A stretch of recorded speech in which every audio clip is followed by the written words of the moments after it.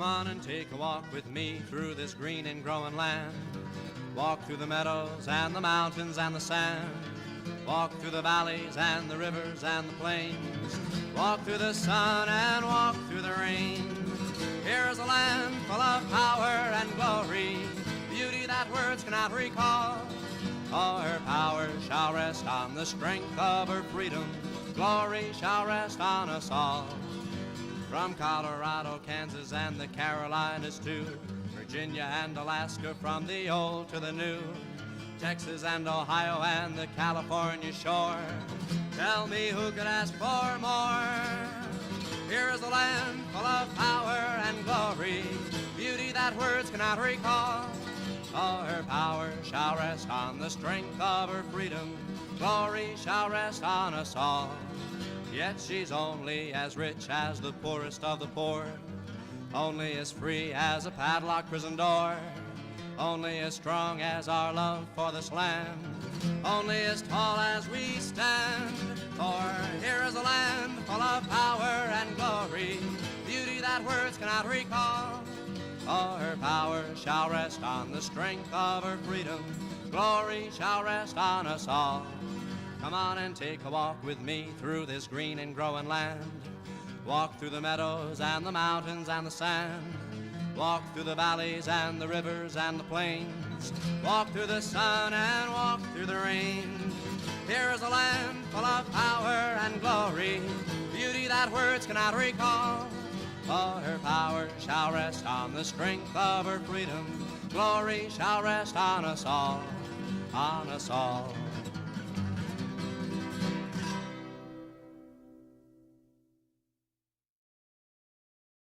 Well, I'm going to start off with a song about a woman who is a heroine of mine. Her name at birth was Mary Harris, and she was born in Cork City, right there in Shandon, right in the centre of Cork. And she didn't stay too long because her parents emigrated to America. And she, in later life, became a union agitator, I think, more than an organiser.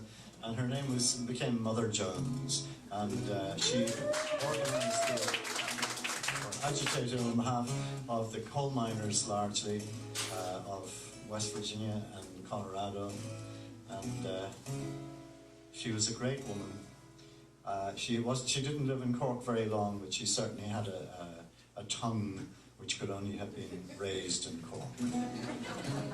It's called The Spirit of Mother Jones.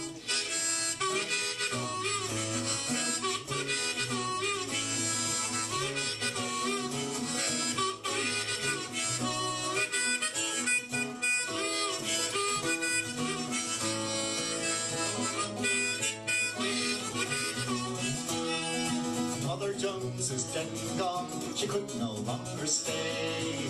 No one knew how old she was, but she was often heard to say how she was born in 1830 in the Swede County Cork. But she crossed the foaming billows till she landed in New York. Mother Jones, the miner's angel, must be treated with respect. She's an old-fashioned lady, and you never would suspect that this gown and this bonnet would fill a rich man full of dread. She's the most dangerous woman in America, they said.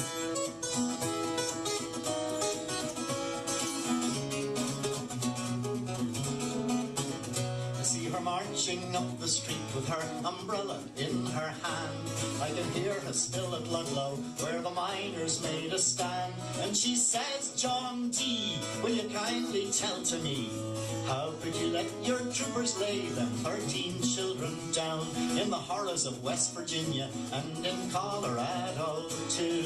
Mother Jones and her miners, they never could subdue, and the men, they stood on ground in their tents and tented by. And the women stood like a wall of steel, and nothing could batter down. Mother Jones, the miner's angel, must be treated with respect. She's an old-fashioned lady, and you never would suspect that this gown and this bonnet would fill a rich man full of dread. She's the most dangerous woman in America, they said.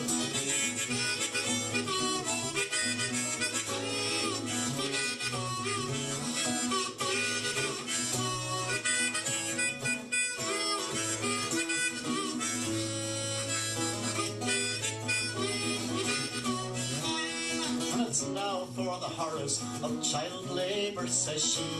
And the March of the Mill Children took place in 1903 from Philadelphia to New York, and she says, I'm going to show Wall Street the flesh and blood they squeezed to make their dough. When she died in 1930, oh, the sadness was profound, and they laid her to rest in a Union burial ground. And she lies in Mount Olive, where the midnight wind it moans. Stand up for the Union, cries the spirit of Mother Jones.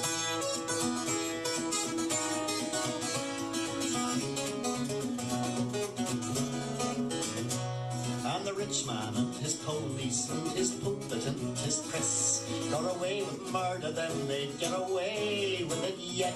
But we'll forge a mighty union, and we won't be overthrown, and we never will forget the spirit of Mother Jones.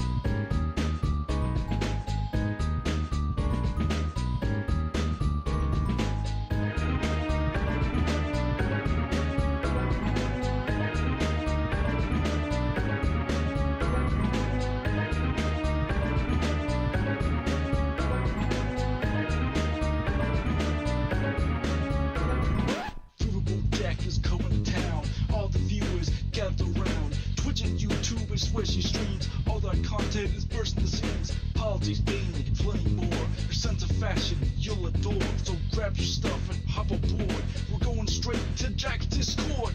Viva Bojack, Viva Bojack, Viva Bojack, Viva Bojack, Viva Bojack, Viva Bojack, Viva Bojack, Viva Bojack. That's what I'm talking about. First time singing the songs for Riverboat Jack. Shout out. I don't know what I'm doing really, but I got passion. That's what it's about. It's all about passion.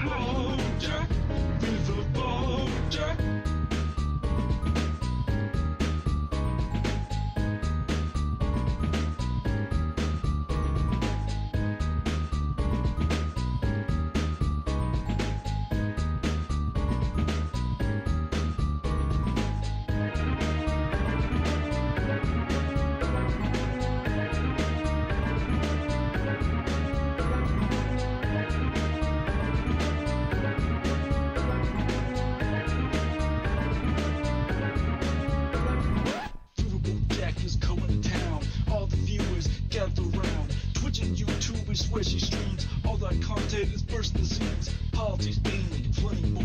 Her sense of fashion, you'll adore. So grab your stuff and hop aboard. We're going straight to Jack's Discord. Viva Bojack, Viva Bojack, Viva Bojack, Viva Bojack, Viva Bojack, Viva Bojack, Viva Bojack, Viva Bojack, Viva Bojack, Viva Bojack, Viva Bojack, Viva Bojack, Viva Bojack. Hello, hello, hello. How we all doing, everybody? How we doing? Hello, Erica. Hello, Feistiest Bard. Hello, Riley, Coraline, LSD. I'm doing my best here. Hello, Erica. You got two hellos. Hello, the Knifiest Deck. Hello, Kiva Inda Fur. Hello, Cute Dark Arts. Hello, Brassman. Hello, Tasmili's Hero. Hello, Liberal Dan. Hello, Vaughn 400. Hello, Christopher Roberts. Hello, John Bogardus. Hello, Charlie Martini. Hello, Kazooie. Hello, Firecrafted Gaming. Hello, Halothane Space Dust. Hello, Thistles for Eyes. Signs of Moving. Kind of. Kind of. Hello, Gamer G. Hello, Punky Gal. Hello, Trains and Bullshit. Hello, the all-seeing dude. Hello, Salmon Moose. Yeah, the boxes are why I was late tonight. You guys are all noticing the boxes. The boxes are why I was late. Because it's gonna take like another week or like I got to see what the contractors are doing on my office, and they ripped up part of the floor today, and I found out why it was so creaky and uneven and not level. You know, none of the things you want a floor to be, and it turns out it's because it looks like it was made by someone who had no idea what they were doing. It's honestly crazy. And I'm really upset because I thought that this office was going to be done a month ago. And now my partner and I have put our lives on hold and our ability to do our jobs on hold in their full capacity for a month, and that's kind of a big deal, and I'm pissed a little bit. At least they didn't find the body. I mean, that's true, but like I don't know, like I'm not asking for a lot. I'm asking for like a flat surface that doesn't creak, that can like have some, you know, laminate put on it. And they ripped up everything that they did so far, and now they're going to go back to the original plan that I suggested, that I was told would be either too expensive or just not feasible because of the nature of the floor, which is to pour concrete and just get a level concrete floor. So that seems to be the direction they're going, and like that's fine. I'm just upset when we could have done this a long time ago, and it means they're gonna have to do some extra patching of the wall that they wouldn't have had to do if they had just done that in the first place. It's very fucking anger inducing. But the stuff behind me and the lateness of the stream are because I'm putting together. You can see the DVDs here. Last Action Hero right here.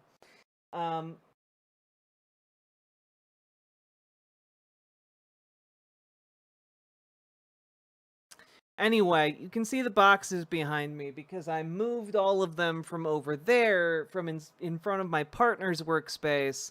I consolidated everything, and I decided to use the space, the extra space we have that is shared with other people in the building, to temporarily store some of the furniture. So it's a whole load of fuck, and I'm upset about it, and I'm sore, and I'm tired, and I'm angry.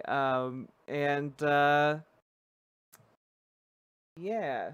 But now my partner will have a workspace that they can use. It won't be ideal, but they'll be able to use it, same as me. So, that is why it took me so long to get started tonight.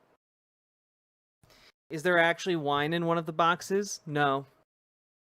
Most of those boxes are like cables and like computer components. or camera components or lighting components or audio components, stuff like that. You fool, always asking for everything. I know.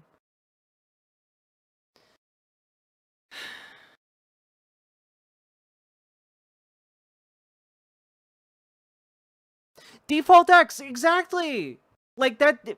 Yes, but none of the slatting was. It wasn't built by like someone who knew what they were doing, because it wasn't like every 2 feet there was a vertical stub to match in the floor. It was like however the fuck long they felt. So there were just gigantic gaps of unsupported flooring, and they came out and they tried to fix it today by like using multiple you know those things that they put under wood to like wedge it up. I forget what it's called.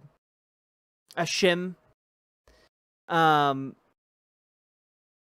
Yeah, they were using like 3 or 4 shims in certain areas to get it level.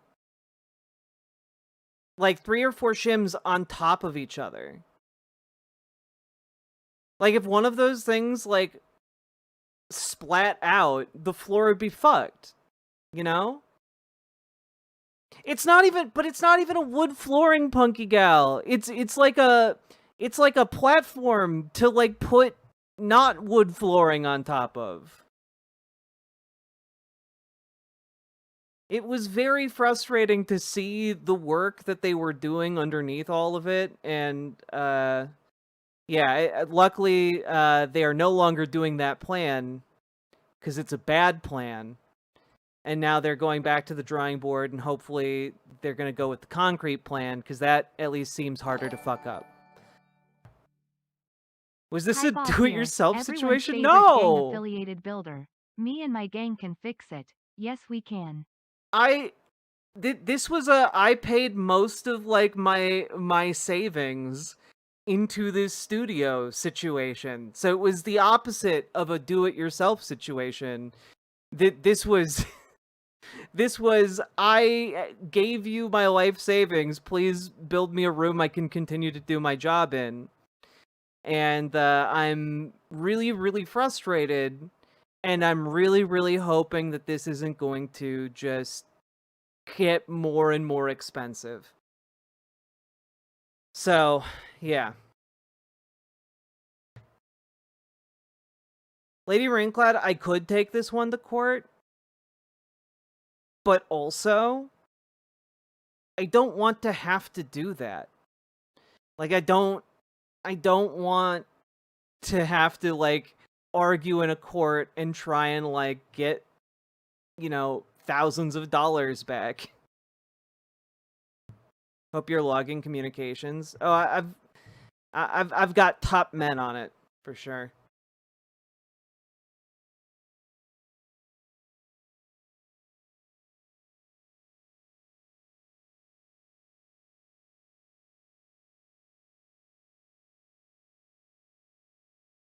Top men. Can you ask the landlord? It's not a landlord situation.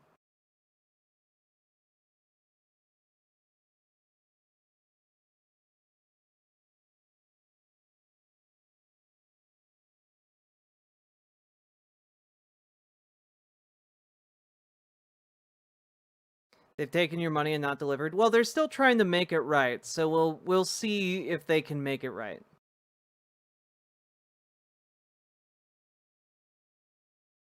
Howdy, Nightlight Plushie Jesus. Shims, the close allies of Shimps. Indeed, Quiet Kitsune.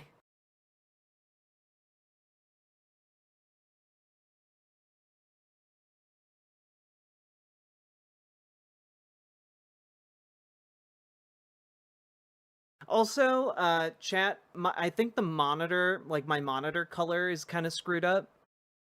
Like, color-wise, do I look okay today? Like, on your end of things, like where you're getting your the video stream?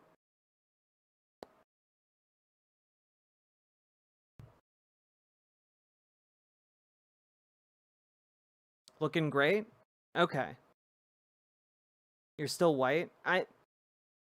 That's unhelpful.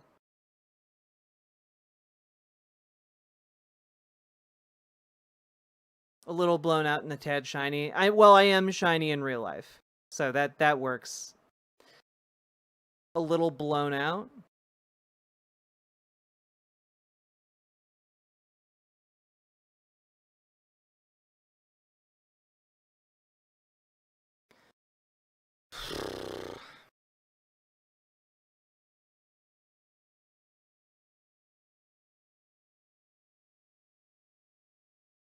That wasn't a judgment as much as a report. No, I understand. I'm just trying. I just don't know how to fix it with this particular camera, and it's very frustrating. This camera is not great, and this monitor leaves a lot to be desired when it comes to discerning colors.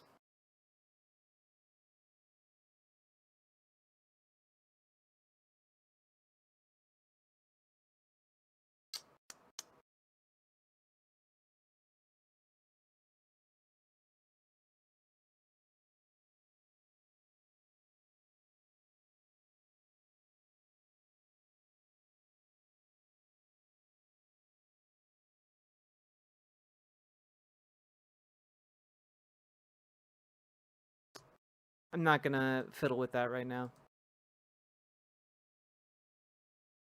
We'll boop anyone who cries. Thank you. You're a tad on the warm side. Yeah, I've been fiddling with the colors to try and get it better on my end, and I still look like shit. It's fine. Who cares all about the ideas? Well, I care, because I'm making you an audio-visual presentation. This is, you know, half of what I bring to the table.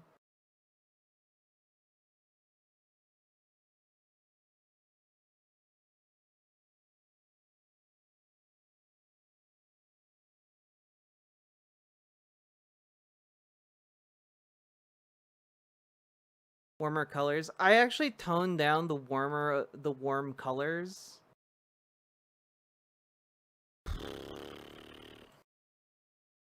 I don't know. Does this help? I just slightly tweaked something. Did that help?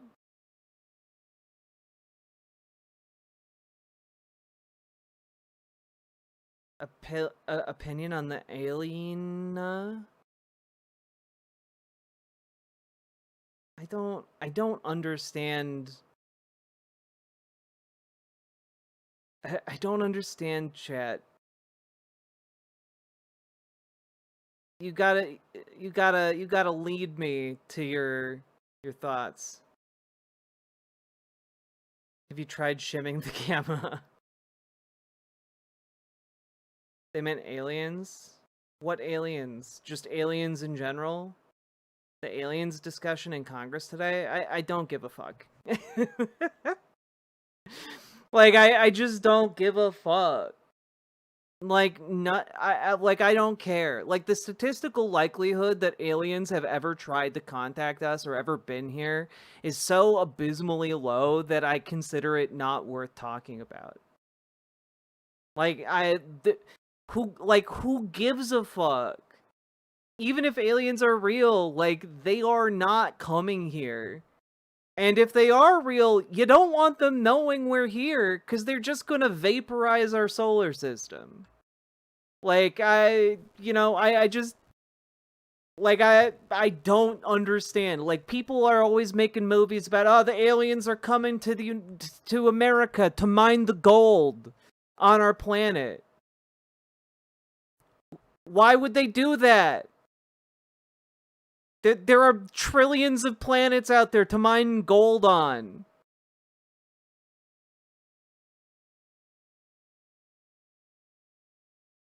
What possible benefit do we have to aliens unless they are just, like, real swell guys? You know, like, I would love a Star Trek universe, but it's far more likely we live in a very not Star Trek universe. Like, I'm not against the concept of aliens. I think it's likely they exist somewhere out there. I just don't think it's relevant to our current predicament at all, you know? According to recent literature on this subject, they want our precious, precious data. Maybe we're delicious? Yeah, best case scenario, we're a delicacy.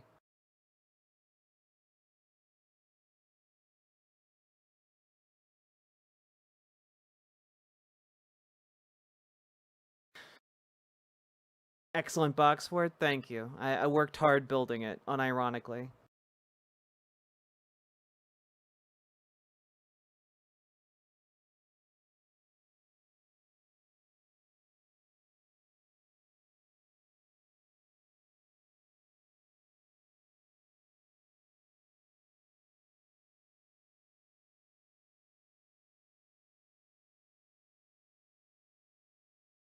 Not Superjet guy, like, both of those are bullshit.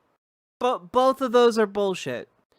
Realistically speaking, if aliens aren't, like, monitoring us and, like, seeing what they do, or, like, trying to invade us, what possible reason would compel, like, another civilization capable of galactic space travel to invade Earth?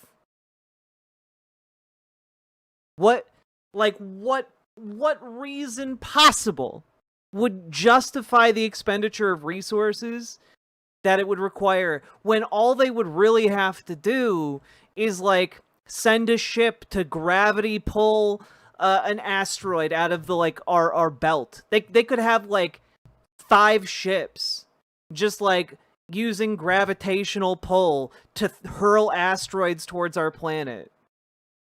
Asteroids big enough to vaporize entire continents or the entire surface of the planet. Why would they bother invading? It makes me angry. You gotta come up with, like, a good reason for that. Any technology, once it's invented, can be used for military purposes. So even if they're the most peaceful creatures in existence, if they have the ability to sling a ship across the void at, like, 0.99% of light speed, or even faster than light speed, they have the capability of annihilating our planet. So, like, I just, yeah,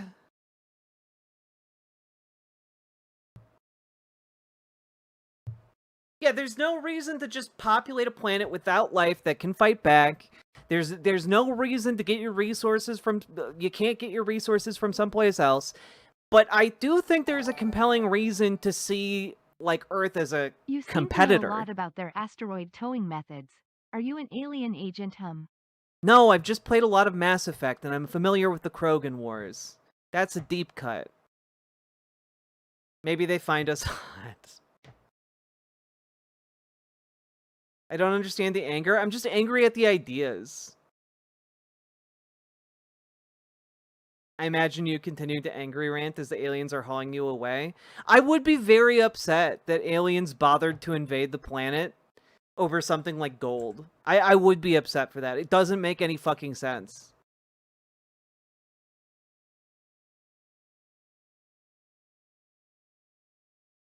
Man, you all really want to fuck some aliens.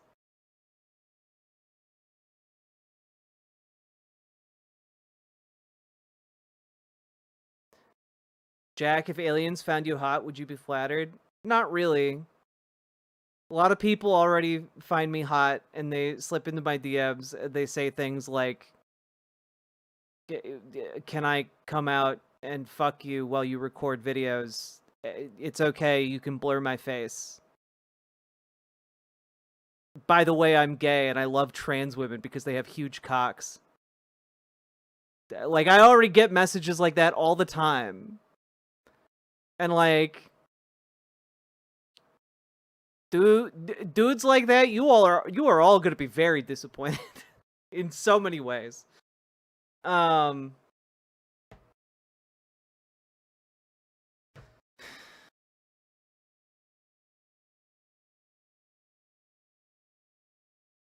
It's only cool when we say it, right, Velvet? Right, exactly. Superjet Guy, my entire existence as like a trans woman, even in a marginally prominent media position, is sexual harassment. That's like the majority of what I get. The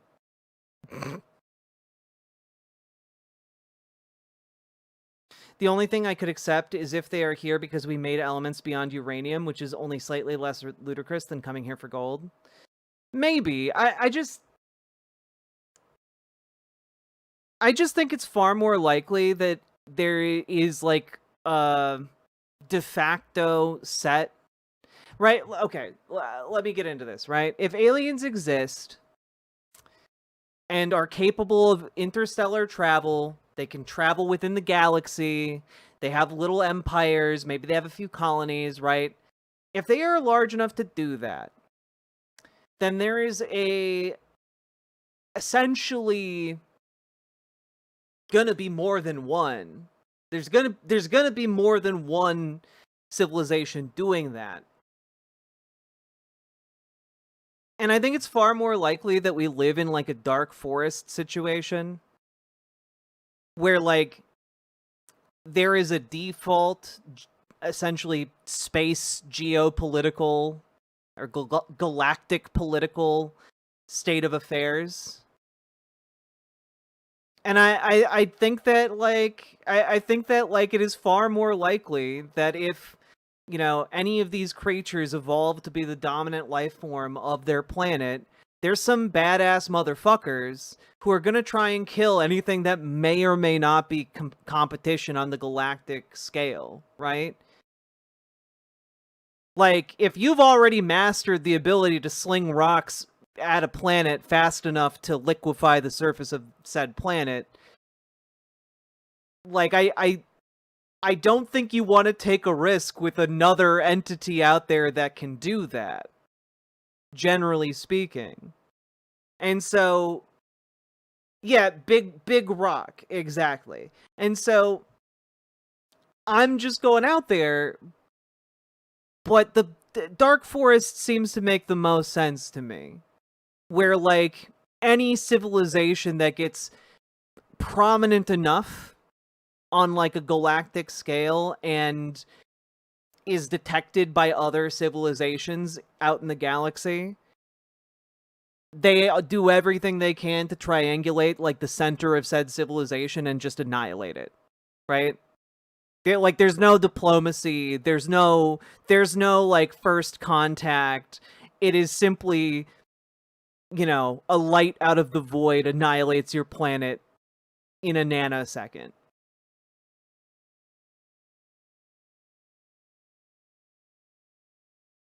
I don't think they could achieve that level of advancement and still be violent. Hi Jack, thanks for the last live raid on YouTube Yo! and thank you to anyone who made a donation. Adrian, the guy that did the fundraise, raised 10.01 Oh, fuck yeah. US dollars for Palestinian children. Hell yeah! Mikola, thank you for the 100 euros. That is incredibly generous of you. Thank you so much. And thank you so much for those of you who went over to see Adrian last night, the Italian streamer who is fundraising for Palestinian children. Excellent to hear of the success. Hell yeah.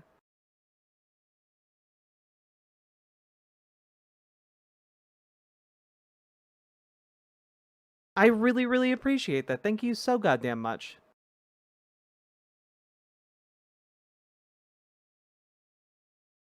Italian streamer? Yeah, at the end of stream yesterday, I sent a bunch of you guys over to Link for Universe's stream over on YouTube. But what if they find us hot? What if they're hot and find us hot? Would you reconsider? I don't think so, because even if they were hot and found us hot, they are fundamentally like alien. It's not like Star Trek. I don't think it's like Star Trek. I just don't. Like, I don't know, like the likelihood that they're like, I don't know, giant jelly cockroaches with like 100 limbs is way more likely than them being human beings. I don't know. What is the name of this streamer again? Link for Universe. Link for Universe. Can't the guy dream? Hey, look, plenty of you would probably fuck the million-armed jelly cockroach.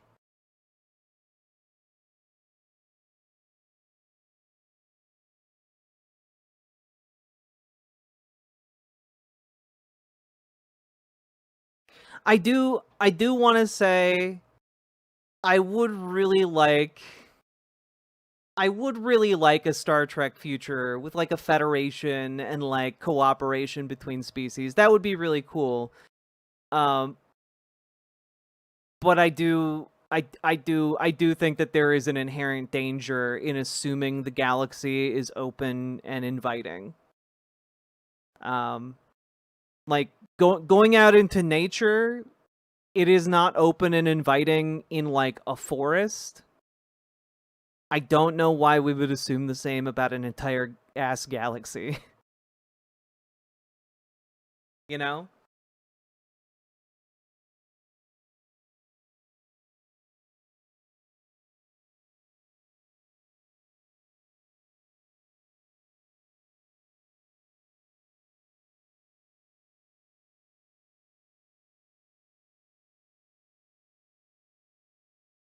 Do you think the aliens would be willing to help us fix geopolitical differences? I think it's very unlikely that they would be willing or inclined to do that. Like what do you like look at like the geopolitical differences in France and say, "Ah, yes, we can fix that." Like no. And then do you look at the differences between individual ants in a colony and say, "Hey, let me step in and mediate that"? No, you don't.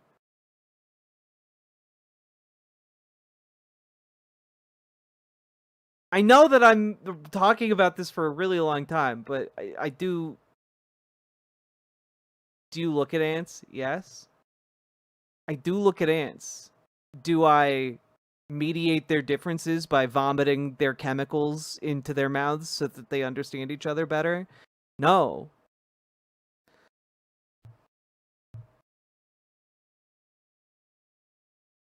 What if those aliens were giant robots that transform and were powered by some alien soul? I don't know. I think they'd kill us. I think they'd kill us as abominations. Okay, well, you mix all of the ant chemicals in your mouth and vomit them into their mouths.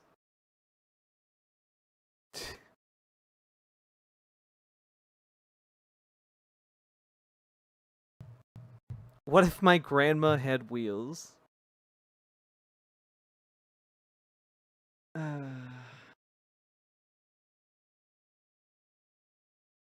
Maybe I will. Okay, you showed me. So aliens won't fuck us, right? In the same way we don't have sex with ants. Oh man, do I not want to engage any further in this conversation? What if they like Fortnite? Then they could play Fortnite with us, that's fine.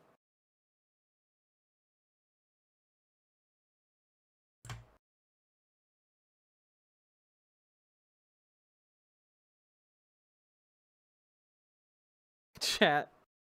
Please. We have conservatives to dunk on? Yeah, we do, but like it's been fun to think about not how fucked everything is. Also, you know what else is fun, chat? Do you want to know what else is really fucking fun?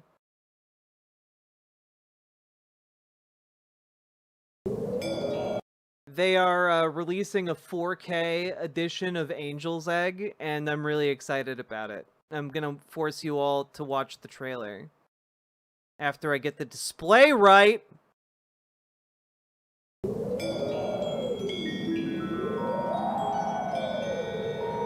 One of the most fucking gorgeous movies ever made. 誰？あなたは誰？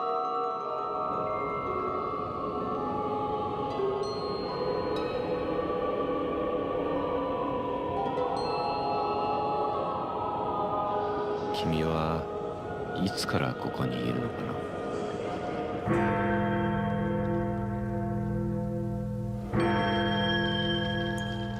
その卵の中には何が入ってるのかな。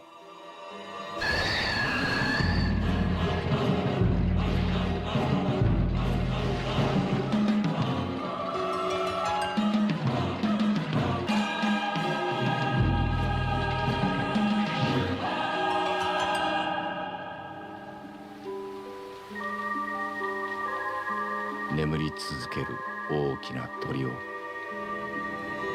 その鳥はどうしたの？今でもそこにいて夢を見続けているよ。夢？鳥はどんな夢を見るの？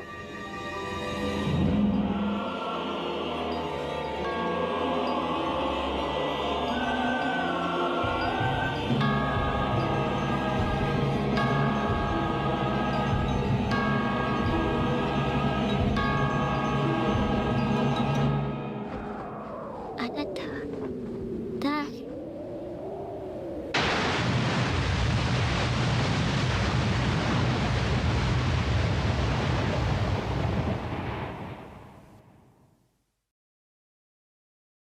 ？I'm going out on a limb and guessing that they did not in fact upscale it with AI, and I'm going out on that limb largely because the director of the original Angel's Egg approved of this 4K upscale. So I'm guessing it was done differently.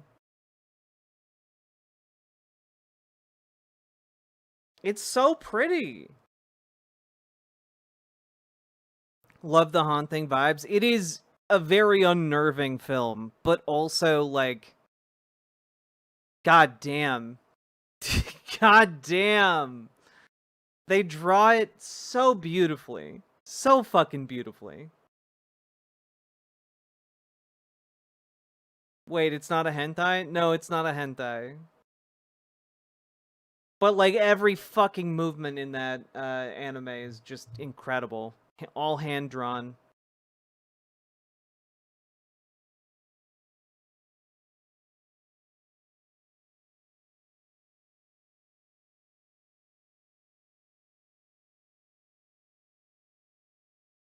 I'll have to watch it? Yeah, absolutely.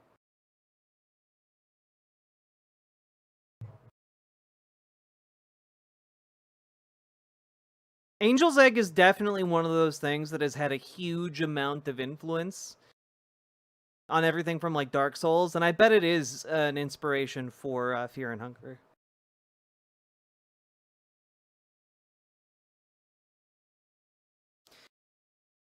Oh, that's a good question, Dustin the Damned. Has anyone been able to find that cowboy erotica that's taking Capitol Hill by storm? I would love to. I would love to read it.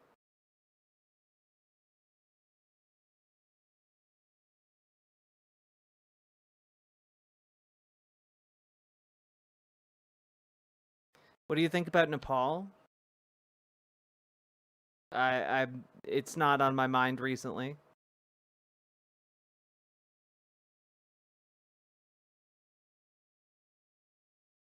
There's a cowboy erotica on Capitol Hill. Yeah, I talked about this briefly yesterday, but the Politico reported that apparently the Deputy Secretary of Agriculture like wrote a cowboy erotica novella set in Washington D.C. It's an erotic novel, and it's very frustrating that I can't find it. Politico has it, but they aren't releasing it.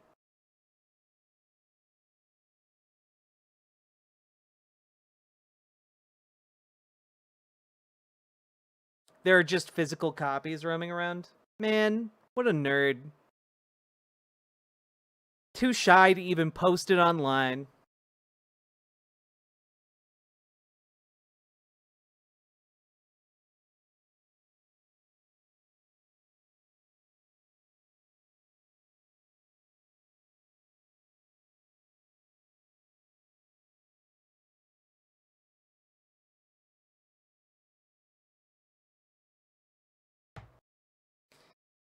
Probably not as well written as Ben Meets Bee by Riverboat Jack. I wish I could pull up the actual name for it, because I definitely gave it a name.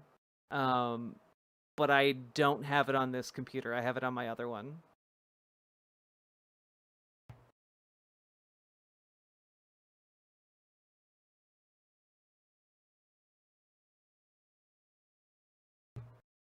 God. Isn't your birthday coming up? I mean, my birthday was like a couple weeks ago. It was while I was out of town.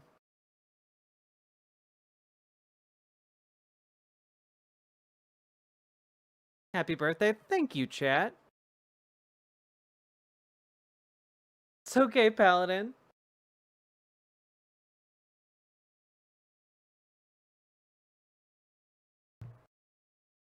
They're gonna do a theatrical release of Angel's Egg? Oh, fuck yeah. Hello from an occupational rehab center. I'm hot and can't sleep. Remember to donate so Jack doesn't lose her bones! It's true. Happy birthday. Well, guys, thank you. I thought I had mentioned that my birthday had come and gone while I was gone, but I guess I didn't put on like a little birthday hat and toot my little birthday horn. Thank you. My birthday's next week? Well, happy almost birthday, Punky Gal.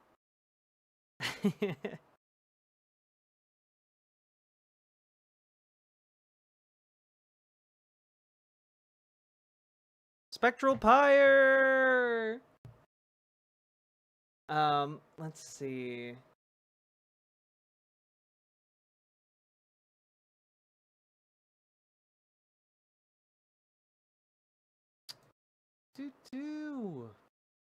Oh god, there was another movie thing that I wanted to mention before we get into this, and I'm trying to remember what it was.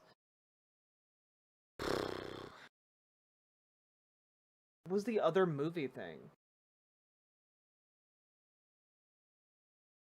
Man.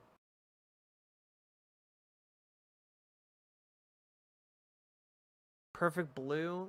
No, it wasn't Perfect Blue. Perfect Blue is great, though.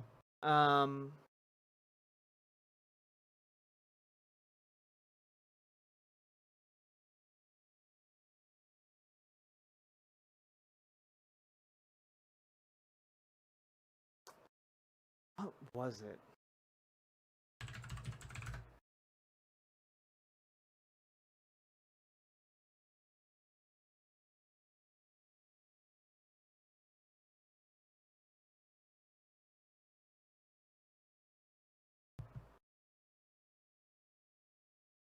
Opinions on Signalis? Signalis? Yeah. Good. Good game. I got stuck in it and did not finish it, but good game. I understand why people really, really like it.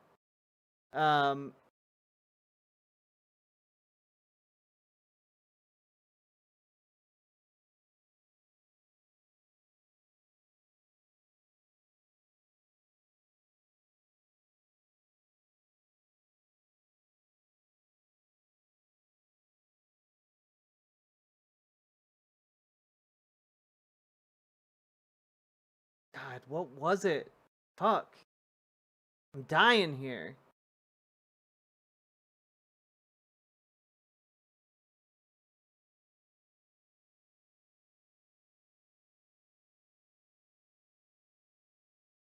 Oh, I think this was it. Hell yeah.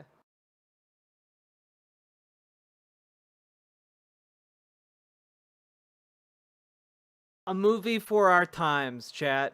A movie for our times. Now, in case any of you missed it the first time around,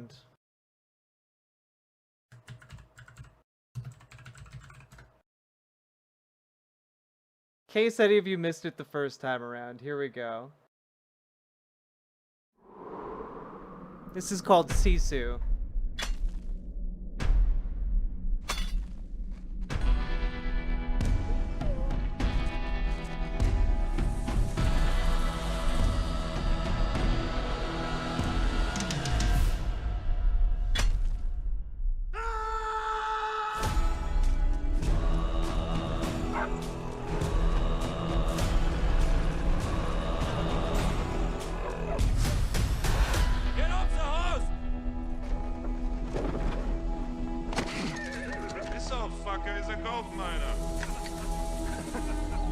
boys! Get down on your knees. Fuck him up! We got gold!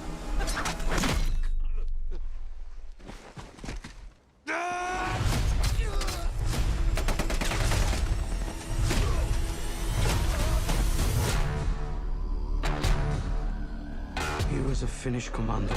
He lost his home and his family in the war. He became a one-man death squad.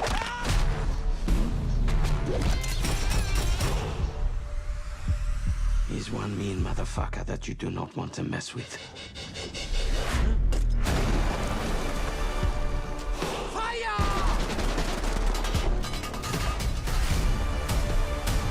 You'll see what happens when you take everything from him. Do you really believe that he's immortal? No, he just refuses to die. How many mines did we bury here? All of them. You? And you? He's a miner!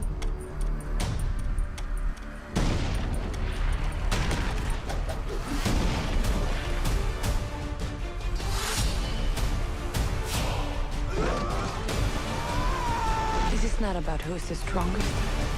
This is about not giving up. We have a word for that in Finland.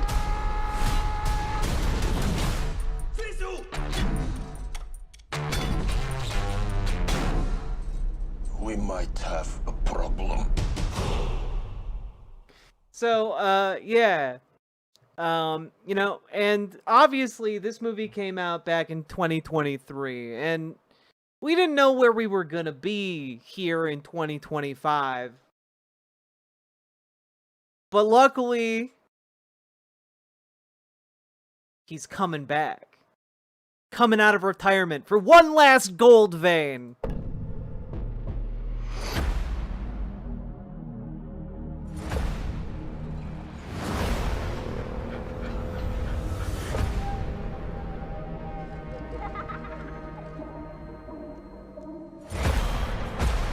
Yegor Dragunov, you killed hundreds of civilians, including the family of a Finnish commando who took revenge and became a legend.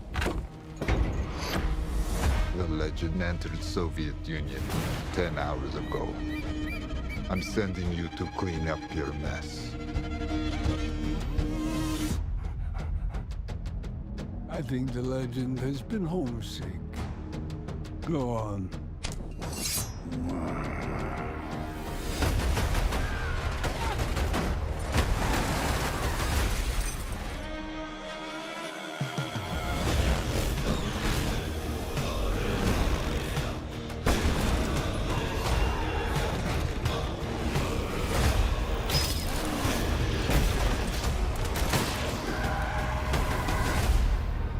They're saying I lit the fire in you.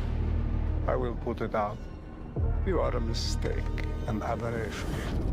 I will show you that there are worse things than death.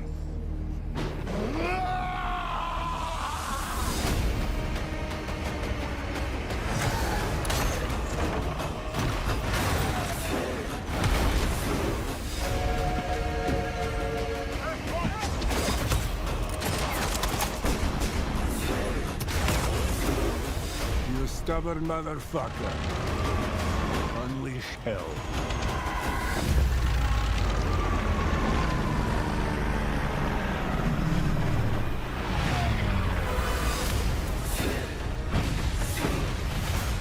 You are going to be buried in the frozen ground, like the rest of your family.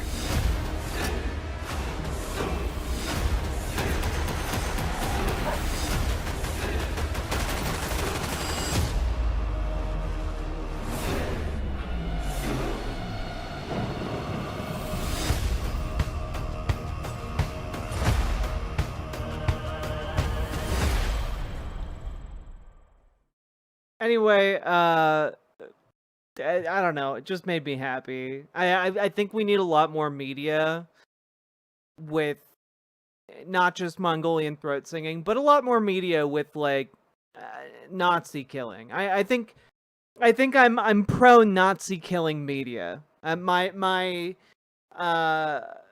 level of being pro Nazi killing, I unbelievably has increased.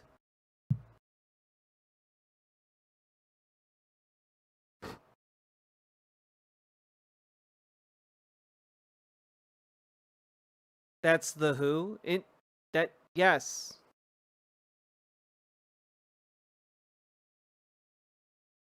I want to watch it all day. We need a Wolfenstein game. We need a Wolfenstein game. We need, like, I don't know. Bring back like Call of Duty. You know, the real one. Call of Duty 2.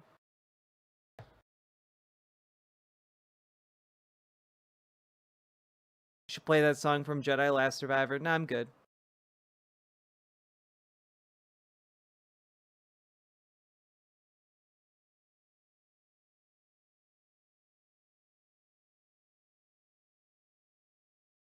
A Wolfenstein movie would be baller. Oh man, it'd be so good. Who would you get to play BJ Blazkowicz though?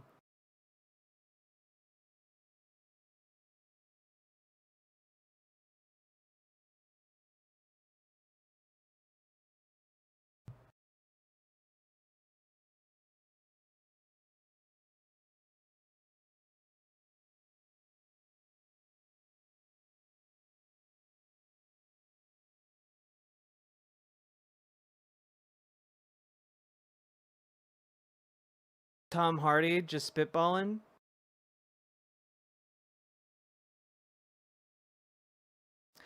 I feel like John Cena would be a decent one. It'd have to be The Rock. The Rock would be alright.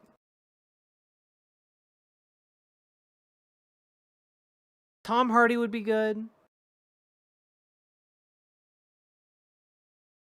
Yeah, John Cena. Yeah. He's been doing a really good job in Peacemaker.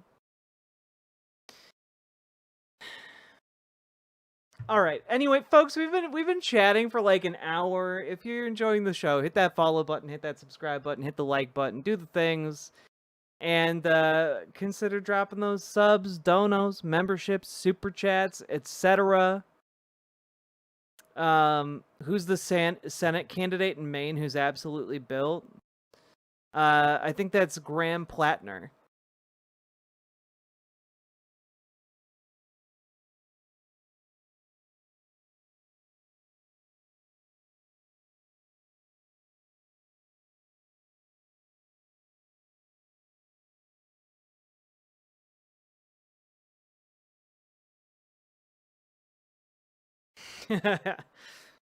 Make Graham Plattner BJ Blazkowicz. Dude looks the part. Who's this? Oh shit. Yeah, Alan Richardson should play BJ Blazkowicz. Holy shit.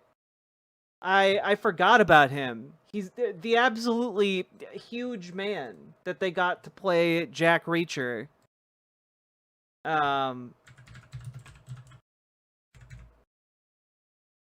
Oh my god. You guys have seen this man, right? He's colossal. He's one of the biggest men I've ever seen. I'm trying to find one with a banana for scale.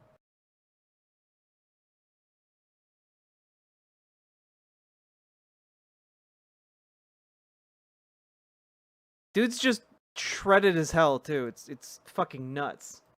Here's his IMDb picture. Holy shit. Are you guys ready for this? Here.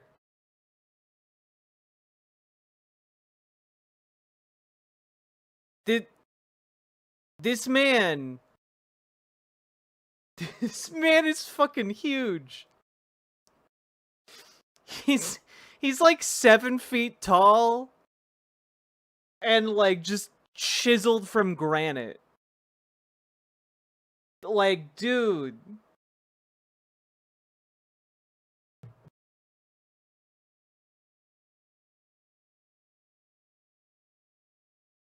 Yeah, like, fuck, dude.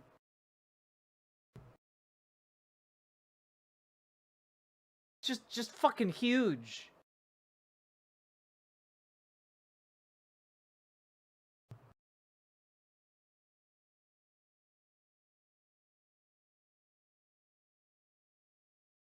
Also, yeah, he hates JD Vance, so I feel like that's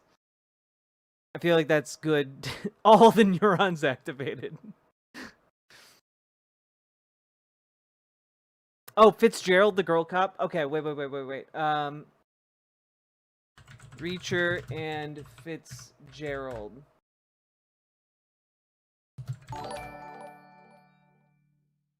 Alexa Crab, thank you for the $2 super chat. Do we have a... I need like a side-by-side.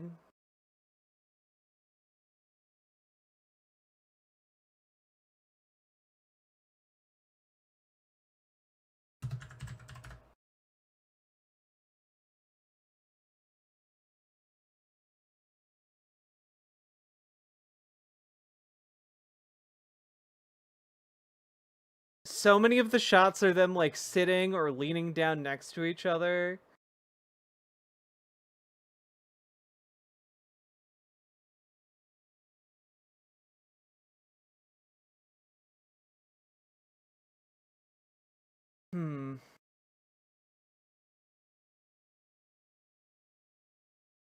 Okay, I'm getting bored of this. Moving on.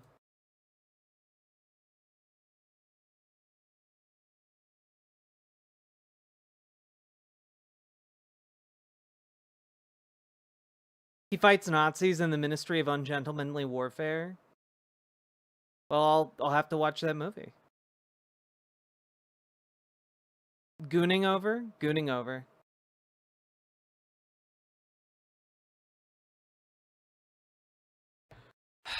Thirst post of... I don't believe you. I feel like you guys are going to continue thirst posting until morale improves.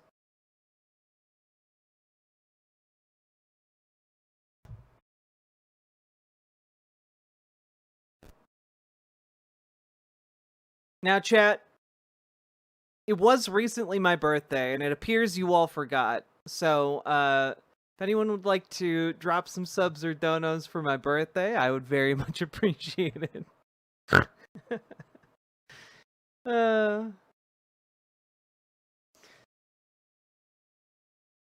It's an honest response to a picture. Yeah. Let's see. Drinking a Sprite and I'm still parched. Hell yeah. Dustin the Dam, thank you for gifting a tier 1 sub.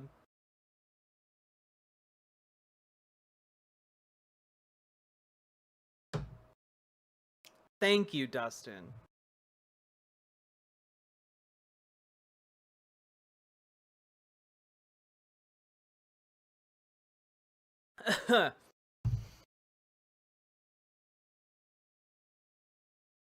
Thank you, everybody. Now, let's move right along. Oh, you know, I just want to share cool movies that I'm aware of with you guys. If you guys haven't heard about this one's called Arco. It's coming out in November.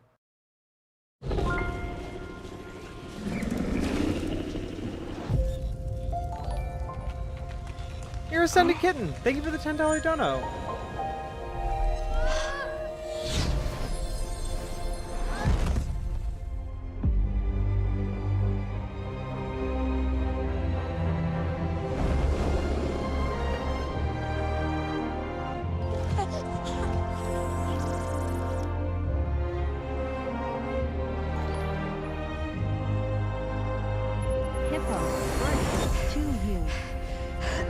Salmon Moose, thank you so goddamn much.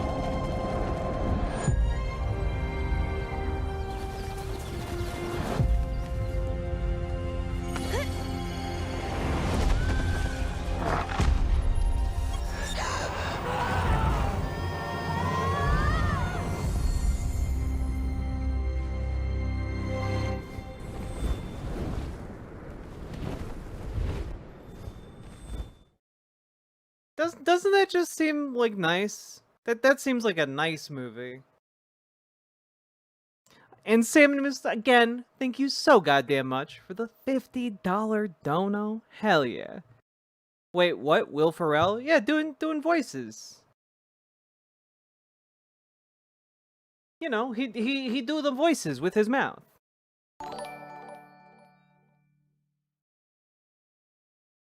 Oh, Fixer at Home, thank you for the $10 Australian. And Rachel P, thank you for the $2 super chat. Very, very kind of you. Thank you so goddamn much.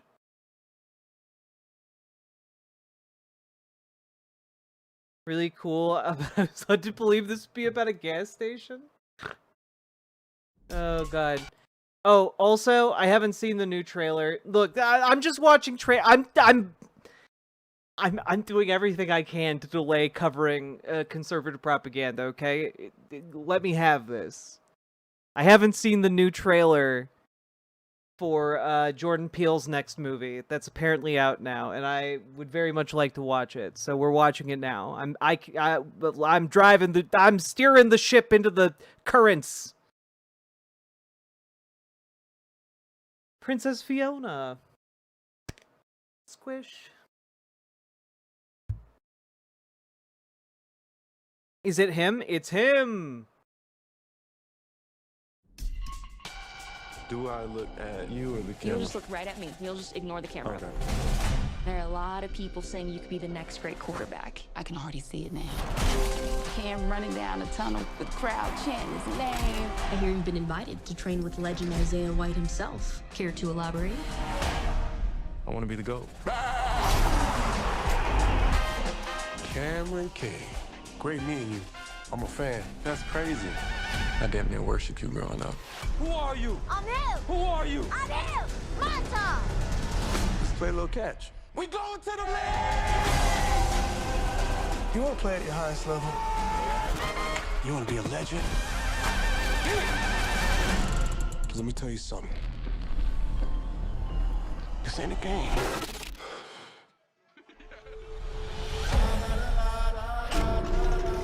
Who are they? Just gonna toss the ball around a little. You wanna hit this? You can't handle it. I understand. Oh, Too slow. Wait, what are we doing? that man Smile about to be on the floor. This is how you do your teammate? What is this? Set hard! Eagle notes, enemies, set hard! Set hard! Set hard! In this game, violence is rewarded, so learn to enjoy it. Get your shit together! Activate my hip. Cam, are you okay? I think something's off. Do you know what you're getting yourself into? Now we playing some football! Don't have to do this. Activate my hip. I've never been more certain of anything in my life. And how bad does Cameron Cade want it? I ain't a killer, but don't push me. I'm not just gonna give it to you. You got to take it from me. I ain't a killer, but don't push me. What if I say no? Run. Think of it as a gift from the God. But don't push me. So what are you willing to sacrifice?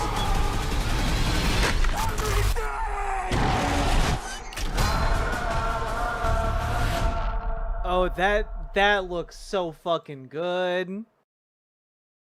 That looks so fucking good. Oh, damn. Just watched Bring Her Back. It was a fun time. That also has a trailer. All right, I'll check it out.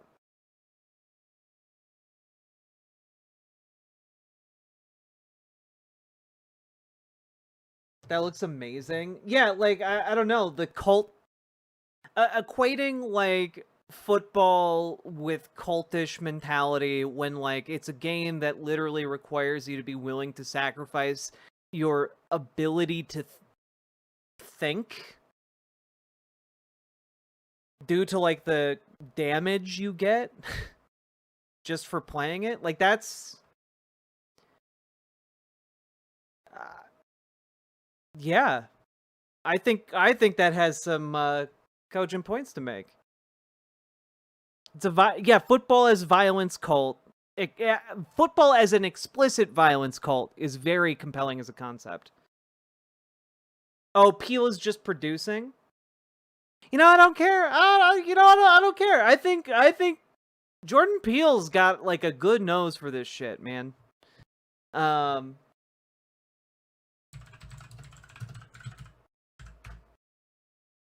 What is this? Oh, this looks like it's gonna be scary. This looks like it's gonna be scary. Bring her back. Leave her there.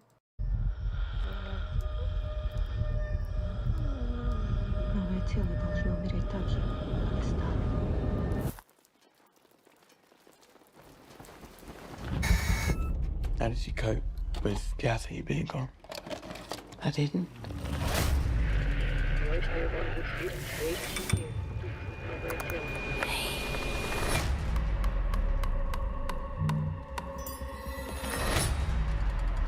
Is this my new sister and brother, Oliver? Oliver lost his family just like you guys. Ooh. Needed someone that could give him special care. Listen, I gotta tell you a secret. I don't like any aspect of this. This is all very uncomfortable. It's like a little angel. It's a beautiful angel. It does beautiful things. Listen.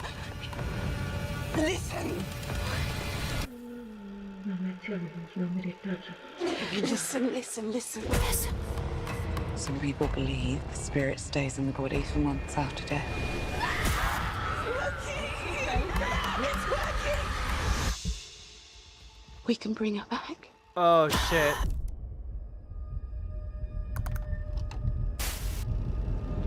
Listen. Oh, boy. That premise is very similar to a movie I watched recently. I forget what it was called. Oh god, it was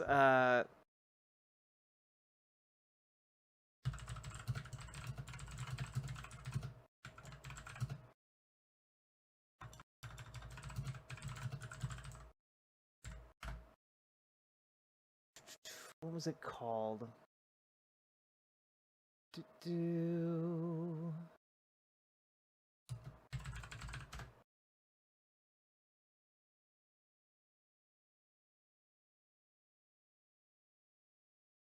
No. It was a very similar premise. Hey, Black Trans Baddie. Welcome, welcome. Been binging horror to ease the horror of reality. I do that too! Oh god. Let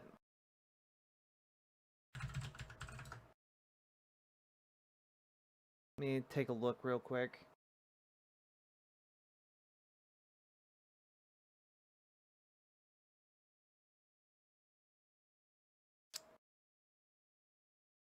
What is it called? It's gonna drive me nuts if I can't find it.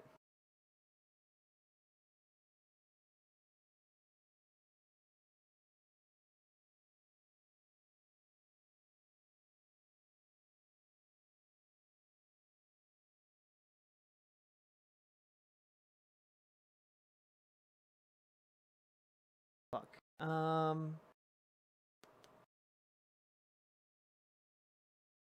It was on Shudder. It was not very helpful.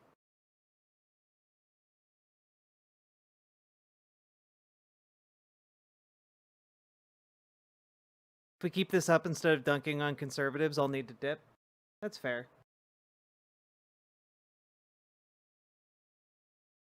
I will get to dunking on conservatives, I promise.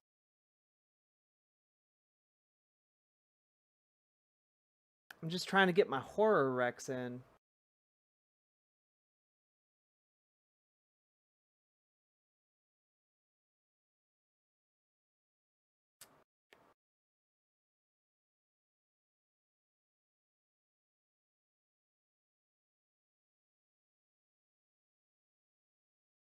Let's see. I'm gonna find it here.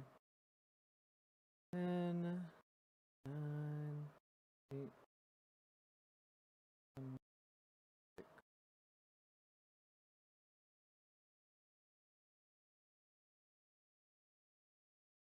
Ah, fuck. Whatever. Can't remember. So the whole stream is gonna be horror, indeed. Anyway, it's a movie very similar to that premise where a man dies and his wife like goes fucking bonkers. Their daughter's in town for the funeral and gets looped into helping her mom try and bring back her dad from the dead. And like her mom like starts like getting her deeper and deeper into like some kind of satanic ritual that transports them to hell. It's good. It's a really good thing. I don't think it's the Lazarus Effect. Classic premise, Necronomicon. Kind of, yeah. It's a relatively recent movie, though.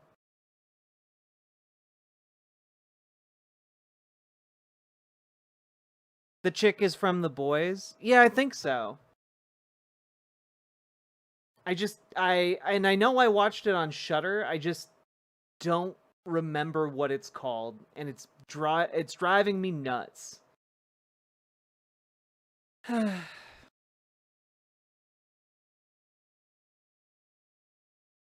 It's fine. It's fine. I didn't need to know what it was called. I told you everything you need to know about it.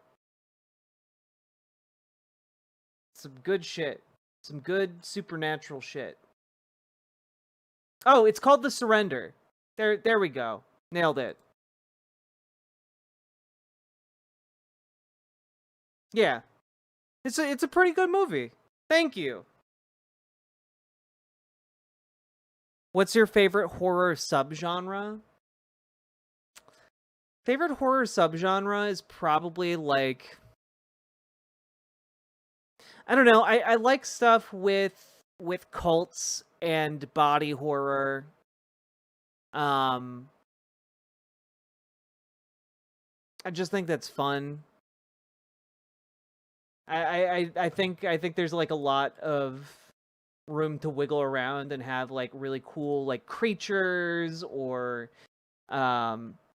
twists. I think it's fun. Yeah, folk horror is kind of like in that vein. Something that's kind of like in the vein of like, you know, The Wicker Man. It's good. Yeah, The Void is kind of like a combination of The Thing and like a cult element to it, and I think that's really fun.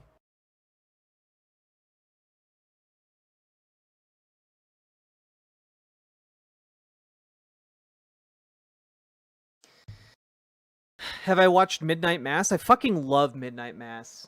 I love every single not film series, like horror series that is produced by what's his face, the guy behind Midnight Mass and like The Haunting of Bly Manor, The Haunting of Hill House. I've loved all of those movies. Fall of the House of Usher, like all of it is so fucking good. Mike Flanagan, man. What's he been up to? It's been a while since I've heard about Mike Flanagan. Mike Flanagan, what you up to? What you up to? Your most recent film is the Life of Chuck, which doesn't seem like a horror movie.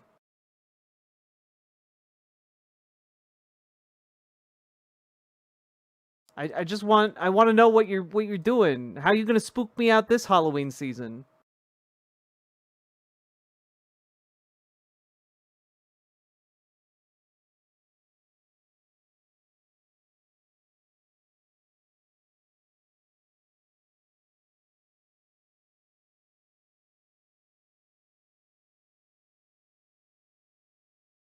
God damn it. Anyway, whatever. I don't care. Mike Flanagan's doing Mike Flanagan shit. Life of Chuck is an actual Stephen King adaptation? Oh, well then I'll check it out. He's supposed to be working on the Dark Tower series. All right. Yeah, Soma's a great game, Bino the Amiibo.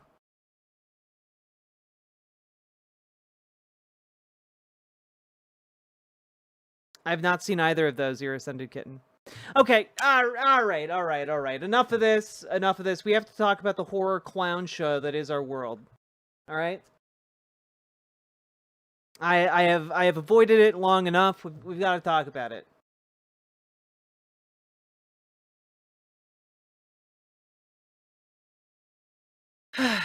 Here we go. So, folks, we are in an era when we're talking about Gaza, Palestine, and the peace negotiations that may bring it about an end to the genocide. Where I think, and it's been pretty clear for years now, right?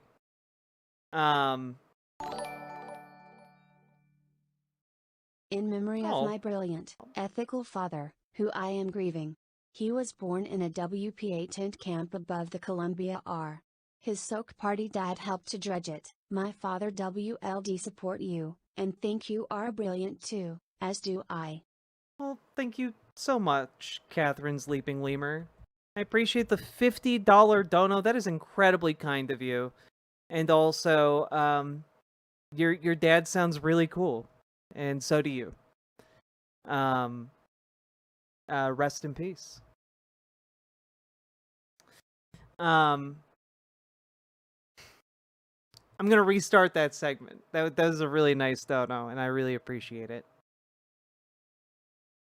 So, folks, we live in a time where we have to assume bad faith from the state of Israel.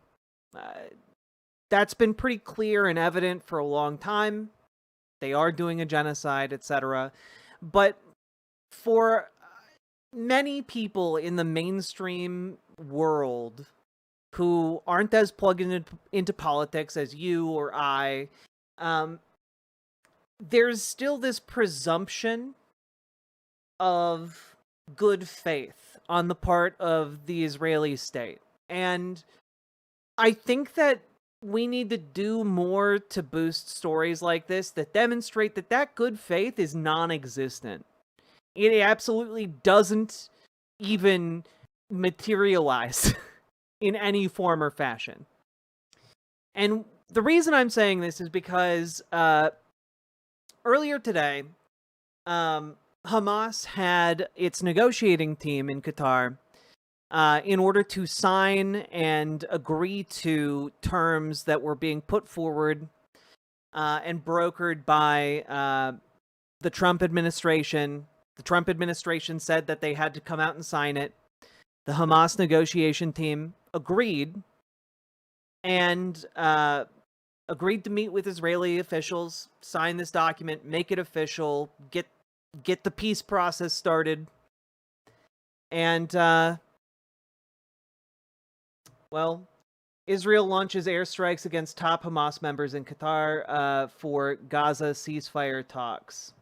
Hamas says 6 were killed, but its leadership survived the attack, which the U.S. says does not advance Israel or America's goals.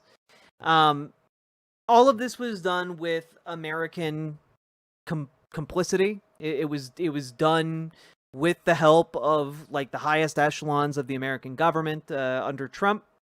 It is. I mean, frankly, it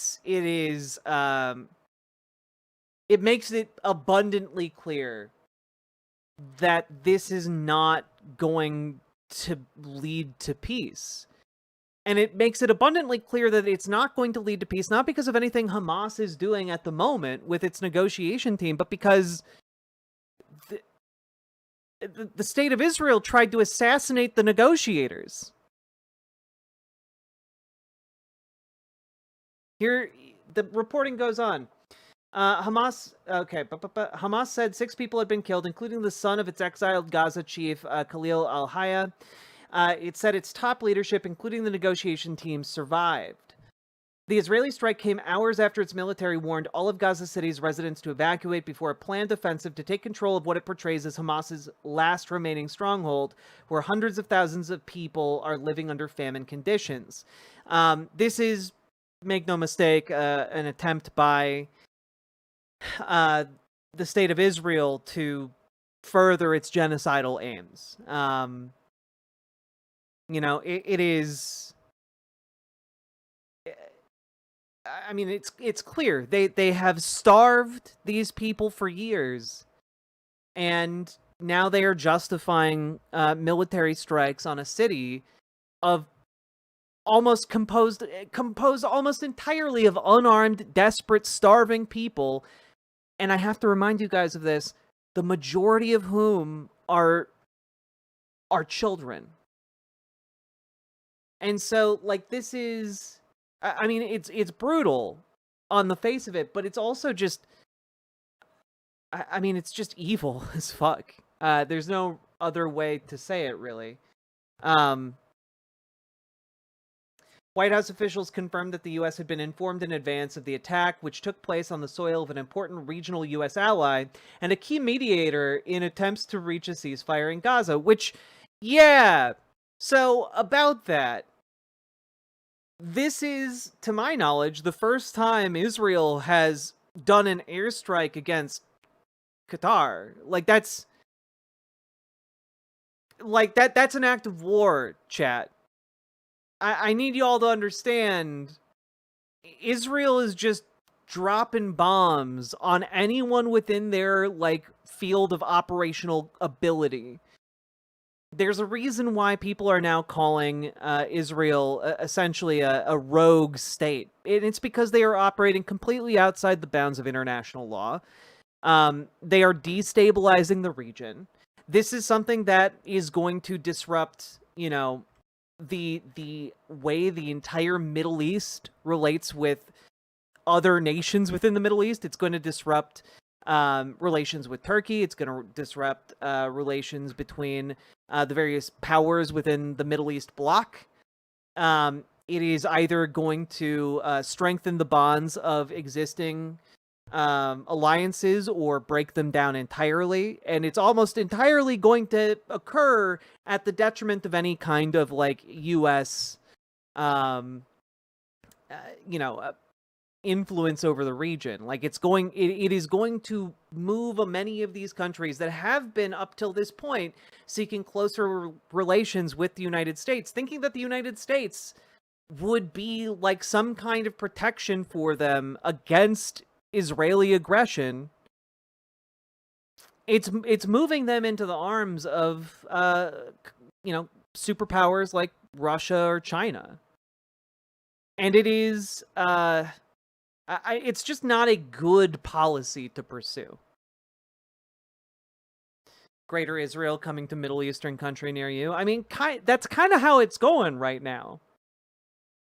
Qatar is a country that is incredibly wealthy. It's also the place where typically it's been kind of treated as this unaligned power that is able to facilitate peace talks with different groups in the region, not just Hamas. And this is basically a destruction of that ability. Now there are ideas being thrown around of, instead of hosting talks in Qatar because it's no longer safe for the negotiating team to be there, if any further talks are going to take place, it might have to take place in a European country that perhaps Israel will not try to bomb. But this is one of those things where it has the capacity to destabilize everything, and that doesn't end well for most people in the region.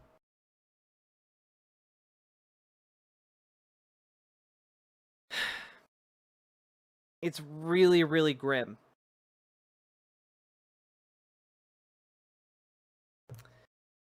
But let's continue to take a look here. Again, like, the U.S. is trying to, like, oh, well, I mean, we didn't make this decision, but, like, the United States aided this decision. Like, they aided this course of action. Let's see.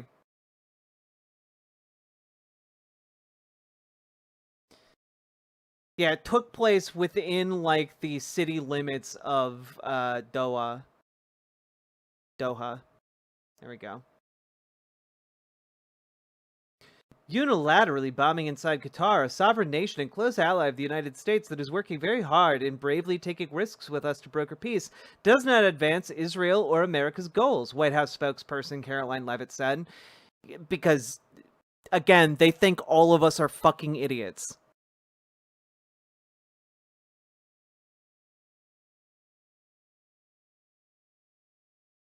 Qatari Prime Minister Sheikh Mohammed bin Abdul Rahman Al Thani blamed Israel for sabotaging what he said were chances for peace, sharply criticizing Netanyahu, whom he said practiced state terrorism.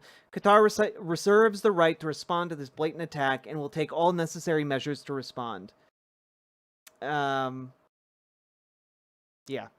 As Turkey accused Israel of adopting terrorism as state policy, Ahmed Aboul-Gheit, the Arab League Secretary General, accused Israel of violating Qatar's sovereignty, saying it does not care about the consequences of its shameful actions. Like, we're talking like geopolitical leaders of very large and powerful political blocs. Turkey is not a small player in the region, and the Arab League is not a small player in the region. These all have this has the capacity to really spiral out beyond the current conflict and draw other countries into a possible fight.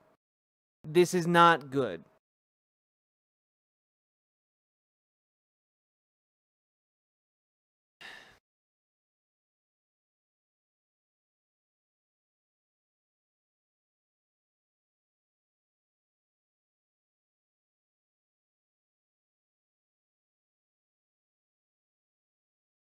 Yeah, here we go.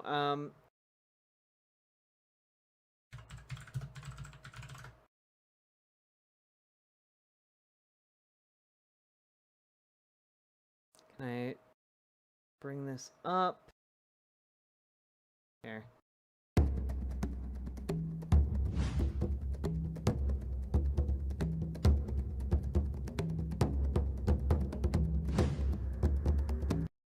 I'm just going to turn off the music. Largely incidental. Just a gigantic explosion in a residential area of the city.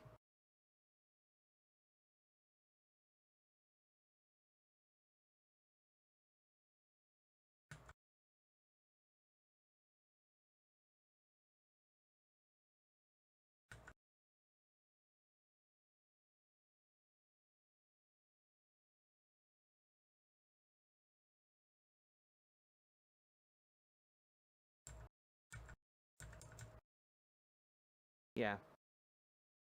This is all very bad news. We are the bad guys indeed. Were they lured out somewhere? That is what I'm trying to say, right? What I'm trying to communicate to you folks is that the Trump administration deliberately worked with Israel to lure out the Hamas negotiating team in order to torpedo, almost literally, the peace talks, prevent the deal from being signed, and try to kill Hamas leadership.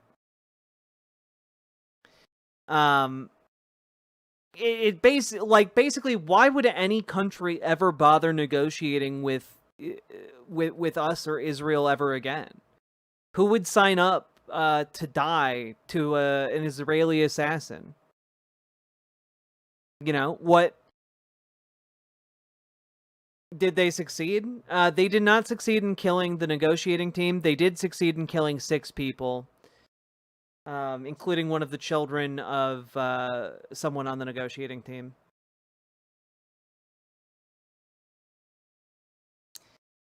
It's just policy at this point. Yeah, I mean, it's terrorist. It's terrorism as policy. You know? It's deeply, deeply disturbing and frustrating.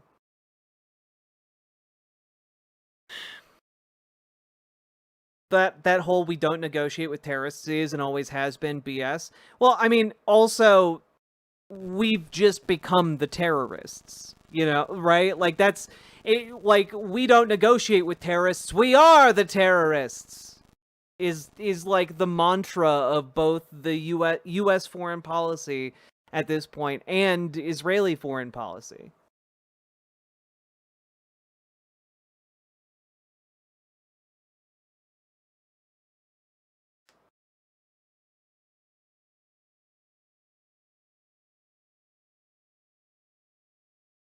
Like an Israeli drone recently bombed the flotilla that's trying to approach with like baby formula for starving people in Gaza.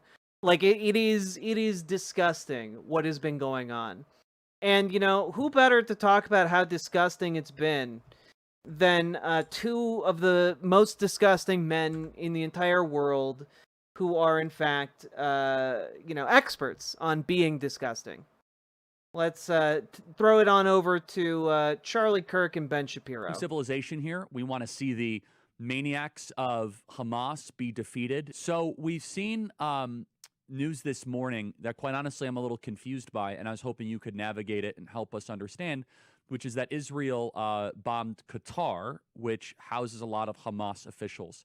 What happened here? And if I were to introduce just the skeptical question, will this potentially endanger America's own interests in the Middle East? So please, Ben, help me better understand the situation. Sure. So I think that the lead up to understand here is that Qatar sort of plays both sides when it comes to its negotiating stance between Hamas and Israel and the United States. So it has provided extraordinary material support to Hamas directly, billions of dollars in material support to Hamas. The leadership of Hamas have been living in Qatar for years at 5 stars. Hey, just out of curiosity, who is giving Qatar money to give to Hamas? Just out of curiosity, Ben, who was giving the the folks at Qatar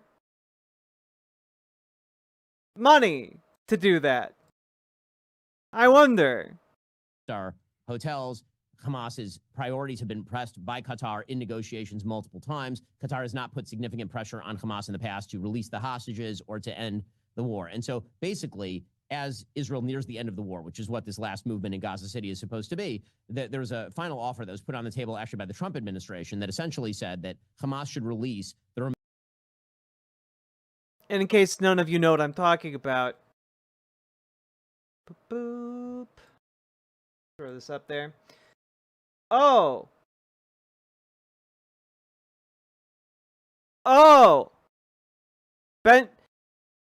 Benjamin Netanyahu was sending money via Qatar. Huh. Weird. That's so strange. In a series of interviews with key Israeli players conducted in collaboration with Israeli investigative journalism organization Shamrim, CNN has told Prime Minister Benjamin Netanyahu continued the cash flow to Hamas despite concerns raised from within his own government. Huh! Weird! But they're playing both sides with the cash that Netanyahu was giving them. Remaining 48 hostages, meaning 28 dead bodies and 20 alive hostages, and the United States would then guarantee, through its own honest brokerage, some sort of end to the war that would result in the disarming of Hamas and the movement of the Gaza Strip to presumably some sort of coalitional government supported by regional states and the rebuilding of the area. And Qatar was pushing Hamas, apparently, we heard, and Hamas this morning in Arabic actually rejected it. That's not been widely reported by the media, but it's true. Hamas actually rejected the American offer. The president had put out via Truth Social a statement saying, this is your last chance, and if you don't do that, bad things are going to happen. The idea that Israel would be able to fly 10 F-16s all the way across the Middle East to Qatar to strike a very specific terror target in Doha without American knowledge beggars the imagination. It is extreme. I also just want to point out that, as far as I could tell, Ben is just lying here. Ben is just straight up lying. Because, yeah, Donald Trump did put out 2 days ago an ultimatum on Truth Social. That is in fact true. But let's take a little bit of a closer look on how Hamas reacted to that, shall we? Let's look at this. Boo.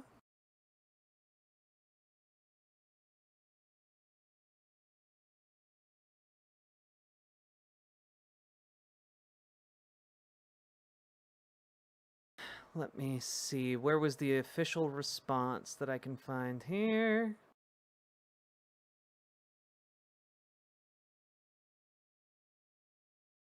Okay. Yes.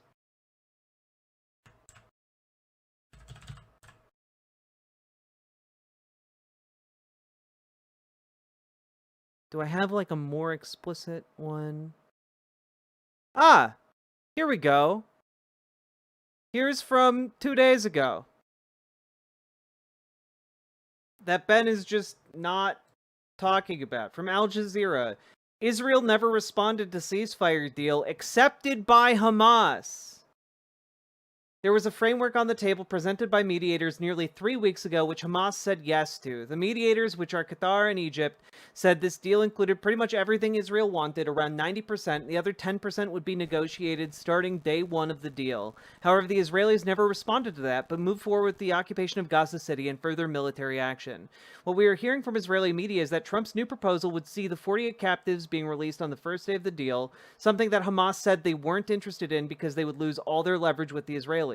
There are members of the Israeli opposition saying Israel didn't respond to the framework that was already on the table because there's no plan in place for what's going to happen after the war on Gaza ends. There hasn't been any plan from Netanyahu's government on how they're going to move forward after a conflict that has lasted almost 2 years.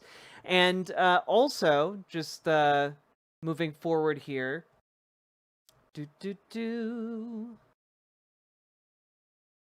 Yeah.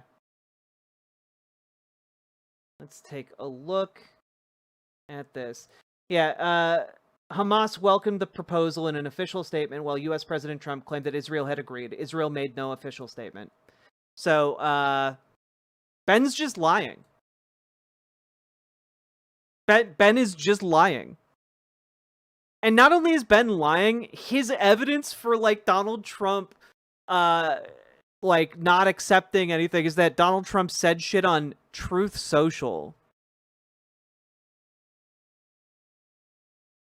God. Extraordinarily unlikely, to say the very Hell least. world. Honestly, it would not be wildly improbable if Qatar knew that that was coming as well. You know, that's a really good point, Ben. That's a really, really good point. Maybe let's check on the reporting on that one. Let's take a look. Let me take a gander here.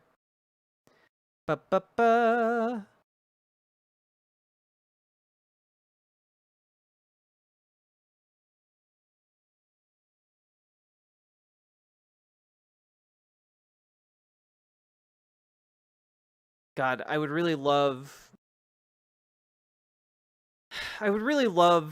news sites to stop doing like this live update thing.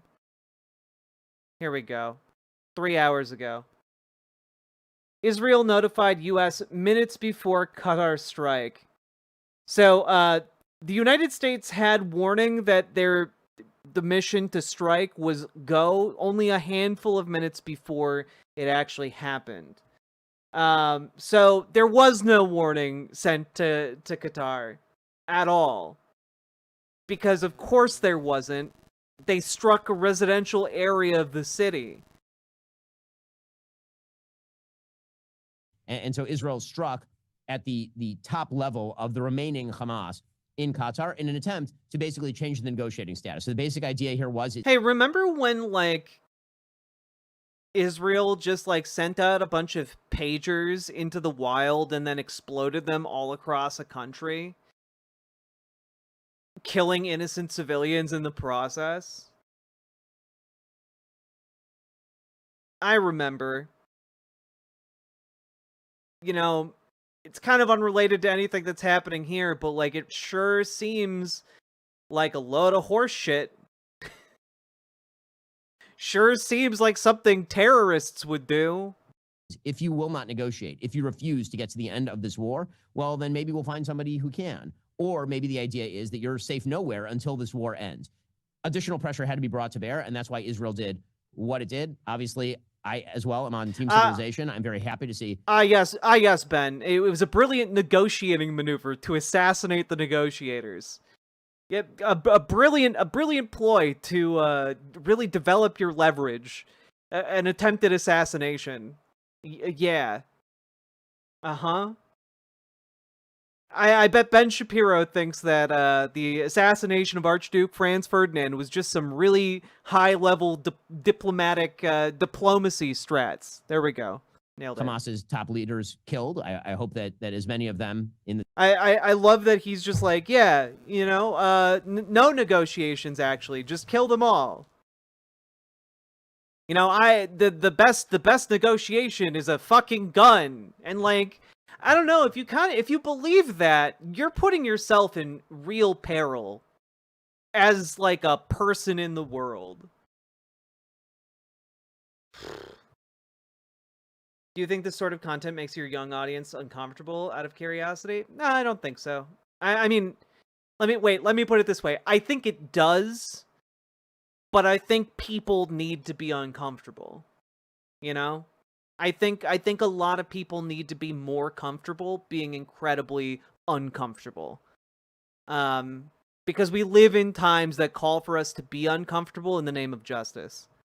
In the leadership, with as little loss of civilian life as possible. I hope that as many of them died in this attack as humanly possible. And again, I'd be very surprised. I mean, we do know actually from... And honestly, if discomfort is the highest price we have to pay for justice, like that's a bargain.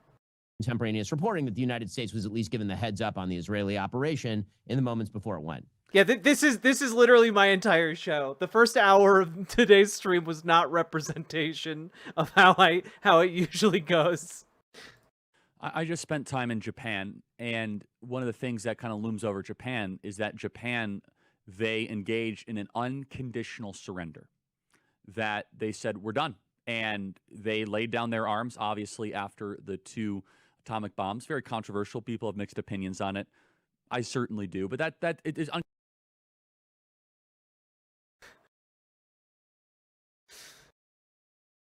Yeah, the atomic bombs might have played a role. You know, at least in the unconditional surrender. I think the surrender was already in the works with some conditions. Unconditional surrender. Is that what Israel is aiming for here? I suppose that is a question that I get a lot on campus. What does success look like? Hey, because I think we could all agree a long war is not good for Israel. I do appreciate like the question being asked, like, well, what is the end state you're looking for? You know? God. Wait, that's not true. The surrender was conditional? Well, what were the conditions, Brass Man? I'm not as aware of that theater of the war when it comes to like the end of the war.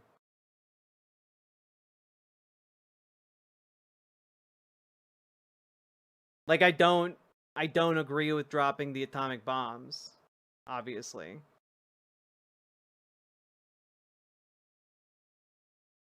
I also don't agree, for the record, with the mass fire bombings of civilians, either.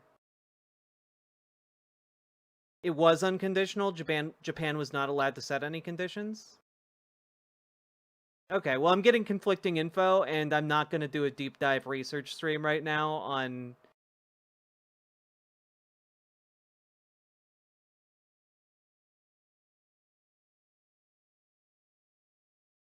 the conditions where the emperor had to remain. I guess the Emperor did remain alive, but, like, no longer as the head of state.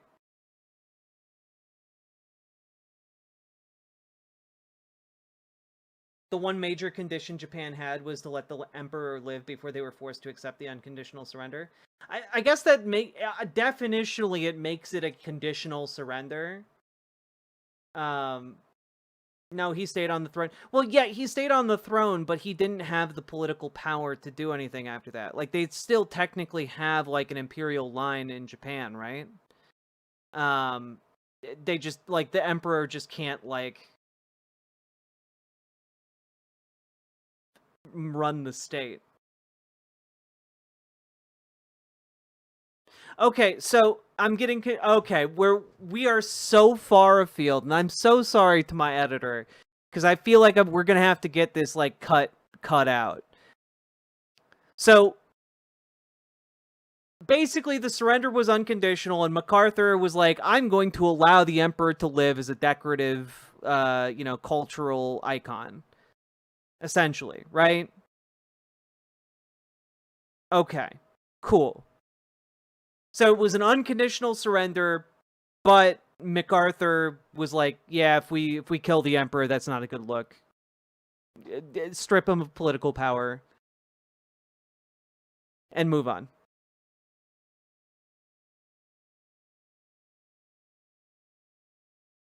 That's a misunderstanding of the history. The Western powers wanted to keep the Emperor alive to preserve the social cohesion of the nation. I mean, I feel like that's... is that not what I said? Like, I feel like if you kill the Emperor, like, the population that has been led to believe that the Emperor is a god is going to, like, try and fucking kill you with everything they got, you know? Whether or not they're occupied. Okay, cool. I'm glad we had this little detour.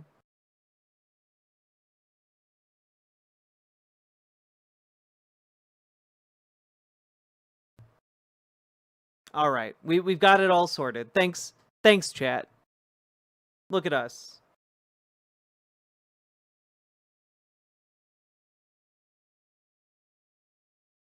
Long, drawn-out war, and we're coming towards 2 years in about a month, so it's been about 23 months. So what does ultimate success look like in the Gaza Strip?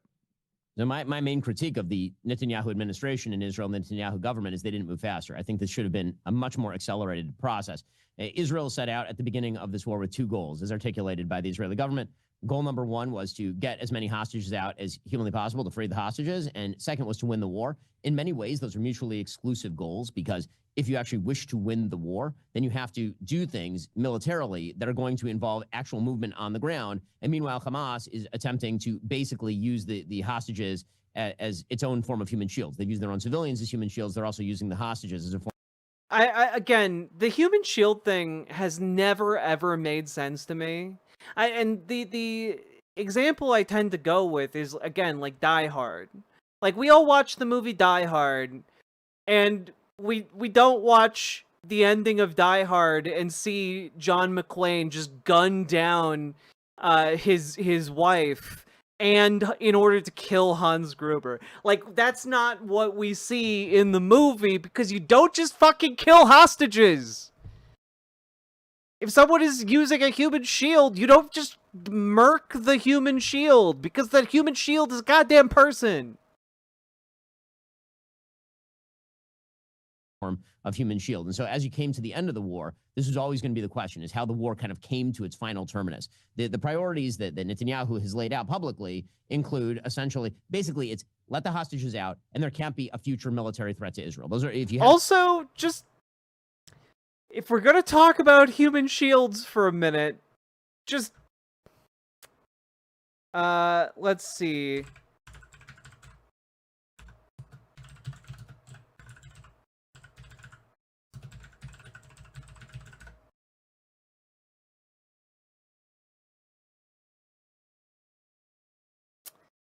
Just, this is from the AP, back in May of this year. Israeli use of human shields in Gaza was systemic. Soldiers and former detainees tell the AP. And we talked about this a few months ago, but basically, Palestinian prisoners would be used as actual human shields by military units deployed into Gaza. Yeah. The only time the Palestinian man wasn't bound or blindfolded, he said, was when he was used by Israeli soldiers as their human shield. Dressed in army fatigues with a camera fixed to his forehead, Ayman Abu Hamadan was forced into houses in the Gaza Strip to make sure they were clear of bombs and gunmen, he said. When one unit finished with him, he was passed to the next. They beat me and told me, you have no other option, do this or we'll kill you, the 36-year-old told the Associated Press, describing the 2.5 weeks he was held last summer by the Israeli military in northern Gaza. Orders often came from the top, and at times nearly every platoon used a Palestinian to clear locations, said an Israeli officer speaking on condition of anonymity for fear of reprisal. Several Palestinians and soldiers told the AP that Israeli troops are systematically forcing Palestinians to act as human shields in Gaza, sending them into buildings and tunnels to check for explosives or militants. The dangerous practice has become ubiquitous during 19 months of war, they said. So, again, that is a fact corroborated by Israeli soldiers, as well as the Palestinians in Gaza. But I suppose Ben might call those Israeli soldiers who are actively fighting in the IDF Hamas members. You know, Hamas sympathizers in the IDF. To sum it all up, those are the two things. How that materializes, in my opinion, is likely to be an Israeli military occupation of large swaths of the Gaza Strip, the setting up of humanitarian areas, particularly on the coast and in Rafah. Oh yeah, they're so good at setting up humanitarian areas. You know, the UN used to have 400 distribution sites within Gaza for food and medical aid. But you know, Israel came in and really like ramped it up, made it all so nice, and now we've gone from like 400 sites down to 3. 3 for 2 million people. For all food aid and medical aid. 3. They're still blockading aid. In which... Oh, and an American military contractor who is working those aid checkpoints has talked extensively about seeing children gunned down by IDF forces who were working alongside him, who were just spraying gunfire into crowds of people. He described seeing grenades thrown into crowds of people. He described seeing rockets shot at groups of people. And they still come to those aid sites because they need food or they will die. And those aid sites, all 3 of them are in active combat zones. Humanitarian aid is provided, a pathway out for people who actually want to leave. This is the only conflict. If only there could be a pathway out for people who actually want to leave right now.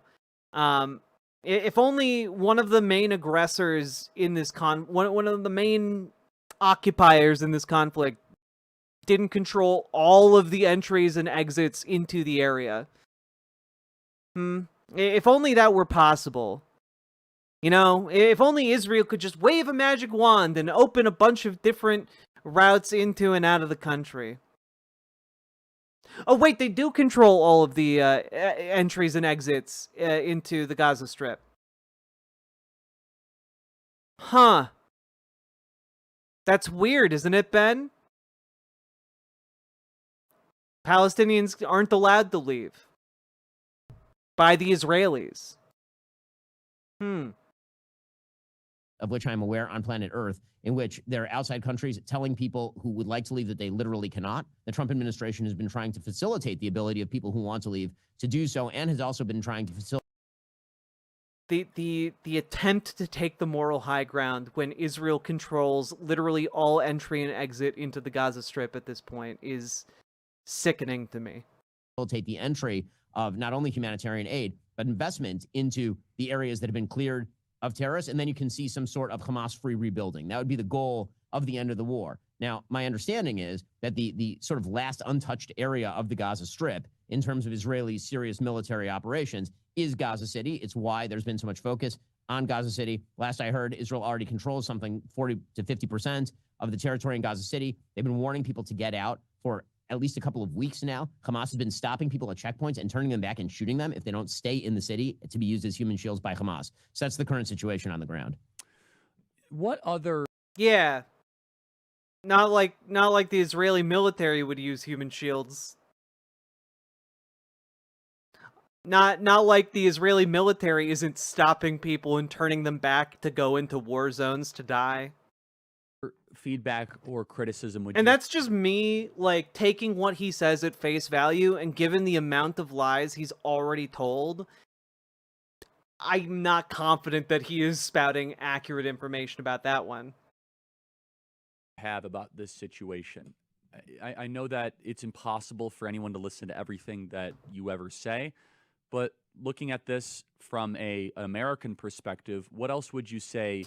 By the way, I love that Charlie asked, like, how do you see this all shaking out? And Ben is like, well, you know, Israel has to occupy large sections of the Gaza Strip. Oh, you mean like what they do in the West Bank, where the settlements have just steadily expelled people over a long period of time. So like a slow rolling genocide. Like I'm sorry, if you're gonna occupy an area the size of a country for 50 years, 60 years, and not give the people who live there voting rights, you've just created an apartheid state. Like you have de facto control over that territory. You are just creating an apartheid state where certain people who live there have the rights and privileges of being citizens, and certain people don't. Things could have been handled differently, maybe on the PR front, maybe also just on a conduct front. Where would you say, as an outsider, things that could have been handled better, more efficiently, or with more precision? So number one, there's no such thing as a perfect war. So obviously in any war, there are going to be things that happen that are ugly and that are terrible. And that is why war is a terrible thing. As far as a sort of operational front, again, I've spent an awful lot of time in Israel. I've watched tape of operations happening, drone operations. I've met with an enormous number of Israeli soldiers, young men and women, people who are 18, 19, 20. How many Palestinians have you met with, Ben? How many like Gazans have you met with, Ben?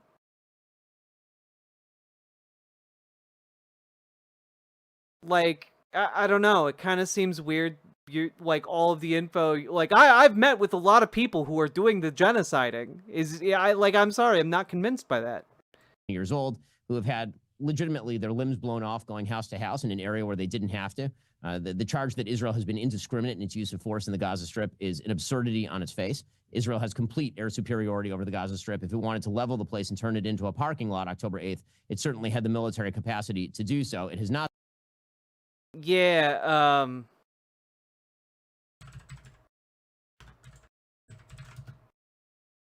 just you know, when you say when you say that they're not leveling the country of Gaza, Ben, like you know we can actually see what's happening, right? This is a BBC dive that came out back in July, and if you guys were watching that particular stream, you're probably familiar with this, because I talked about this extensively. But it is again visual, like it's not like, oh, they're when we talk about them leveling the place, like, oh yeah. It's because they're not doing it by blowing up buildings with planes, Ben. They're literally sending construction crews in to demolish entire sections of cities. They have armored construction equipment to, like, destroy this. And, like, we're talking, like, the artillery strikes, the bombing runs, the drone strikes, etc. have caused massive destruction. Like, something like 90%, 95% of all residential buildings are currently destroyed. But that's not enough. That isn't enough for the IDF. It's not enough for Israel as a state. They have to send in construction equipment to destroy the ruins and actually level the city. In recent weeks, Israeli forces and contractors have leveled large swaths of Rafah. I mean, look at this. An analysis of damage by academics Corey Schur and Jaman van de Hoek found the destruction in Gaza since April has been most concentrated in the region. Look at that. Fucking tell me that we're not doing indiscriminate bombing. Fuck you. Fuck you, we have eyes.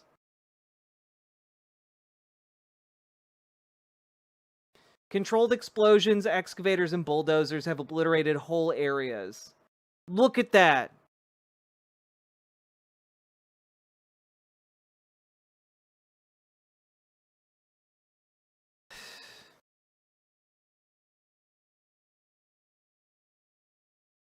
Now, I also want to bring this up as a point against what Ben is saying here. Israel claims its military has operational control over large areas of the Gaza Strip, which are now militarized zones or have been under evacuation orders.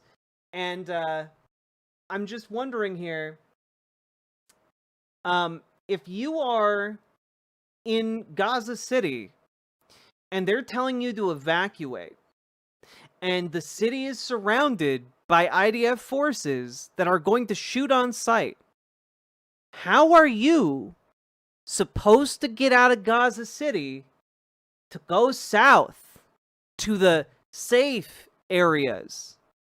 How are you supposed to do that? Weird. What a conundrum.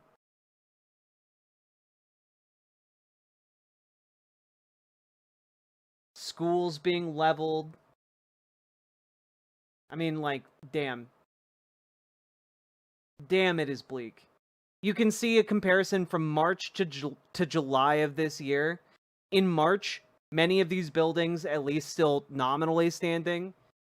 As of July, almost all of them are gone.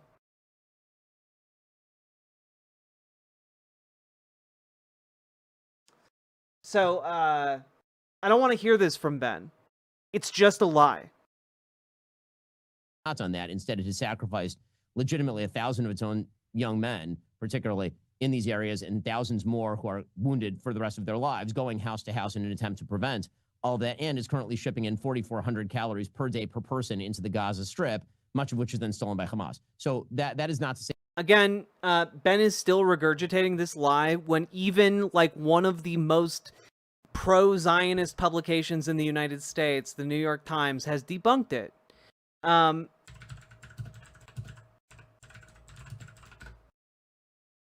Like, literally. No proof Hamas routinely stole UN aid, Israeli military officials say. That's according to the Israeli military.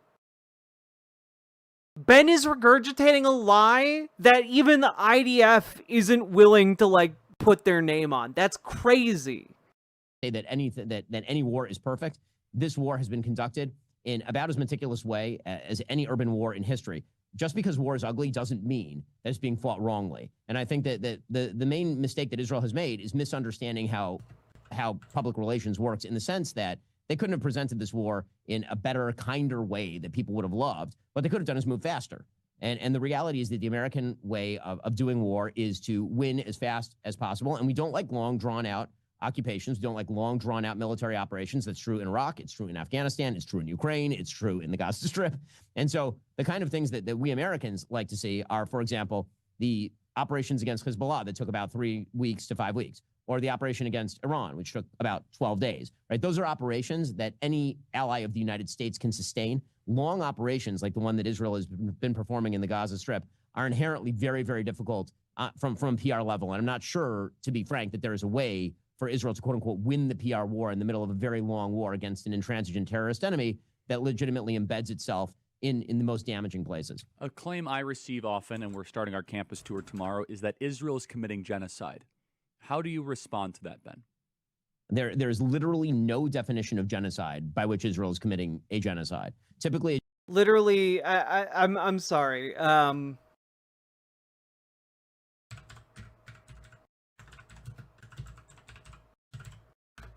Here, you know what? I'm just gonna Google Bezalel Smotrich, and see what he has said recently.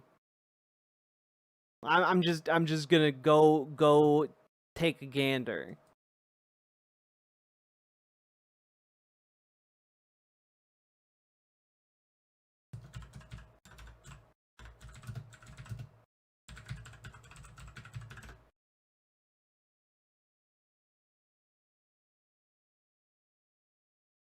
Here, from just a couple of months ago.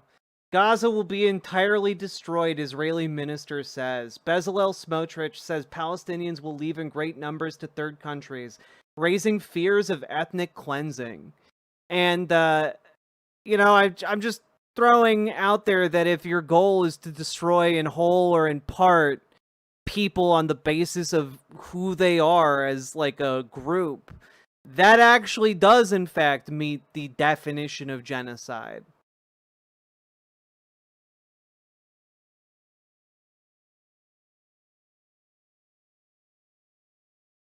Genocide involves the targeted killing of the vast majority of the population, or at least an attempt to do so. There has never been a genocide attempted in world history in which the food that was being shipped in was more than the daily caloric intake of the average American into the areas where... Yeah, well, actually, there are. Because no one is measuring the caloric intake in these wars, right? When we're looking at food and famine, for example, you can ship an infinite number of calories into an area. But it doesn't do jack shit if those calories aren't getting inside people so that they can continue to live. You can get all the aid you want within the technical borders of Gaza, but if all of that aid is kept behind lock and key and people are shot for trying to go get it, well, then those calories are doing diddly shit other than moldering and wasting away and becoming useless. You need to actually eat it, exactly. Supposedly attempting to genocide the population. The total population loss in the Gaza Strip thus far has been... Like, I'm sorry, but this is like saying, well, have you looked at how many calories were shipped to concentration camps during World War II? There was way more calories than they needed. Clearly, so many calories was going to those concentration camps that none of them could have possibly been starving in there. Like, that's the level of argumentation Ben is operating on right now. That is the level of denialism. This is on the level of Holocaust denial from Ben right now. 3%. During the Holocaust, just to take a reference, it was 50%. During Rwanda, it was significantly higher than 3%. You don't issue leaflet warnings to people. You don't go house to house in a genocide in an attempt to reduce civilian casualties. I understand that people use genocide at this point to just mean thing I don't like. And I get that. I understand. Nobody likes war. Nobody wants war. Certainly not the Israelis. I don't know. You're kind of on this program applauding a decision to try and assassinate peace negotiators. So I feel like maybe you're kind of not in the camp of nobody wants war. We're not at war on October 6th. The fact is that every Israeli family has to send their 18-year-old son or daughter off to the military with the possibility that they're going to get blown up in Gaza. That is not something that any Israeli wants, right, left, or center. The real question... Well, the cool thing is you don't actually have to go serve in the IDF if you are a conscientious objector. You can, in fact, opt for prison time and not going into the IDF. So... question is whether the accusations are accurate. They certainly are not, again, by any stretch of the imagination. Ben Shapiro, author of Lions and Scavengers. We're going to get to that in a second. I have one or two other questions on Israel. I think it's very important for our audience to hear this, though, because there is an incessant campaign. And one thing a friend sent to me, interestingly, which is, okay, Charlie, we've pushed back against the media on COVID, on lockdowns, on Ukraine, on the border, it's like maybe we should also ask a question. Is the media totally presenting the truth when it comes to Israel? Just a question, that maybe we shouldn't believe everything the media says, because I know I've been conditioned to ask a lot more critical questions over the last couple of years. So, Ben, some people would accuse Israel of wanting to ethnically cleanse. Some people in the Israeli government are saying, again, it's all over the place, right? You have opinions all over. In your opinion, what would a good outcome 5 years from now be, and how does one respond to the claims of ethnic cleansing? So ethnic cleansing, the idea, presumably, that population movement is equivalent to ethnic cleansing. I think ethnic cleansing is a term that's been... Well, I just want to point out, if you go to the Wikipedia page on the Armenian genocide here, Ben... there's an entire ass section here about systematic deportations in order to do an ethnic cleansing of the land, and literally every single person who is in a position of power in the war cabinet in Israel and in the Knesset, almost every single one, is talking about the need to, deport or, otherwise remove Palestinians from Gaza. The entire goal here is to remove Palestinians from their land. That is what's happening. That's why they're holding fucking real estate conventions to talk about who deserves to, buy up all of the land and develop it for Israeli settlements. Fairly recently coined to describe population movement during... And I've watched Ben for a while now on this issue, and he's acknowledged that there is an unacceptable outcome in annexing the Gaza Strip and the West Bank and East Jerusalem, right? He's acknowledged this, and that difficulty is that it would change the demographics of the voting population of of Israel, right? He's acknowledged that this is a problem because, well, in his mind, it's unacceptable to give people voting rights in a democracy. And when we're looking at that, okay, what is the other option if not a one-state solution? Well, it's a two-state solution, right? But Ben has a problem with that too. Because he's over here arguing for essentially the complete and total occupation of the Gaza Strip, of the West Bank, of East Jerusalem, etc. Because what people like Ben Shapiro want isn't a one-state solution or a two-state solution. What they want is an apartheid state. That is what they want. They want Palestinians trapped in an unwinnable situation forever until enough of them die or can be forced off of their land that all of that land can be annexed for the state of Israel without it disrupting the internal politics that are dependent upon discrimination against Palestinians. It is all to support the project of an ethno-state. War, and the reality is that's been ongoing for literally all of human history. The idea that Israel is, quote unquote, forcing people out of the Gaza Strip, that is not the stated policy of the Israeli government. The idea is if people want to leave, they can, but they're not being forced to leave. Again, moving people out of heavily urbanized areas that are honeycombed with terrorist booby traps pretty much everywhere is not the same thing as quote-unquote ethnic cleansing. And I think that ethnic cleansing is very often used as sort of a softer form of the genocide attack, the idea being that Israel is trying to kill everyone, which of course is not true. As far as your earlier question about what we believe from the I don't know, man. Like, he's talking about, like, oh, no one's telling you to leave. This is literally a story from today. Leave now, Netanyahu tells Gaza City residents. Like, this is literally happened. They evacuated the northern part of Gaza and sent them all to the southern part of Gaza. They then sent everyone from the southern part of Gaza to the northern part of Gaza. And it's all moving these people around at the barrel of a gun. And Ben is just like, well, that's just not happening. And he's just lying. He's a liar. Yeah, one of the things that I find kind of astonishing in some of the folks on the right who are highly critical of Israel is actually the lack of the lack of skepticism when it comes to legacy media. Legacy media are radically anti-Israel overall. The New York Times can certainly not be accused of being a pro-Israel outlet. It'd be very difficult to make the accusation that the Associated Press, which has worked hand in glove with Hamas for years, or Reuters, that these are wildly pro. Oh yeah. The New York Times and the Associated Press are both allied with Hamas. Israel outlets, and yet when it comes to the reporting, it seems to be sort of the opposite. Ben, so the perception. Hey, it's just awful. Like, Ben will call anyone who disagrees with him Hamas. It's really comical almost. In his mind, B'Tselem, a Jewish humanitarian organization, is Hamas.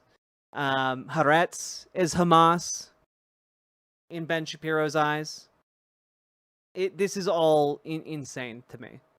The legacy media is like owned by the Jews. And I was going to say, Ben, come on. You Jews own the media, Ben. So, I mean, come on. As you could tell by all the wonderful headlines you guys get. Well, I mean. Oh, you could see Ben get a little bit uncomfortable there. You could see Ben get a little bit uncomfortable there. Because here's the thing, Charlie Kirk is like a Christian nationalist. And he knows that his audience is virulently anti-Semitic. So he knows that he can make that anti-Semitic joke to Ben. And he also knows that Ben is largely aligned with him in a number of different ways. So Ben isn't going to say shit to him about it. But Ben wasn't expecting that.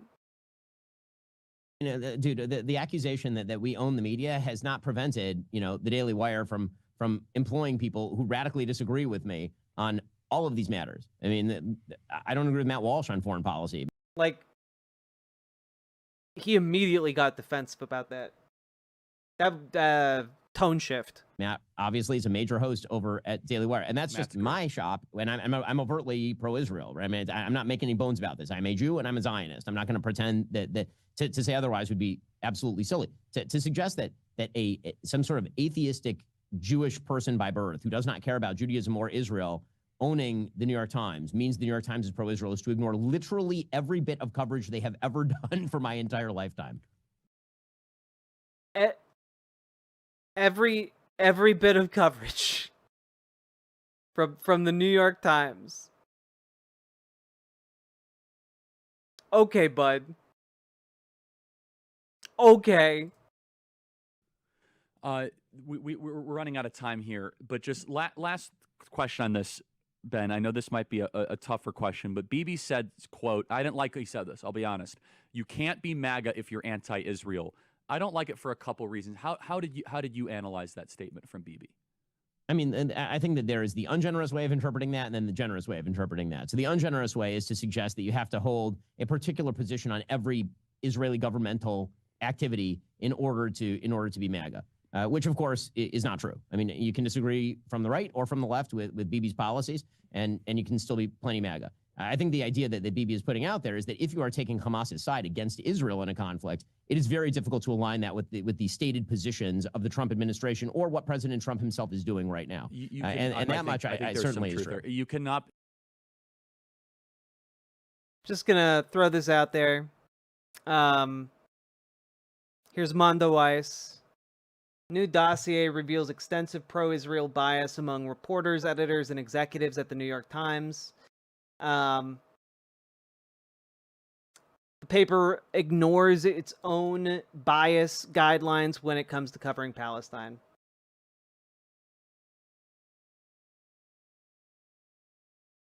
I don't know. Seems like maybe Ben is a bit salty about coverage that is even slightly critical of what Israel is doing.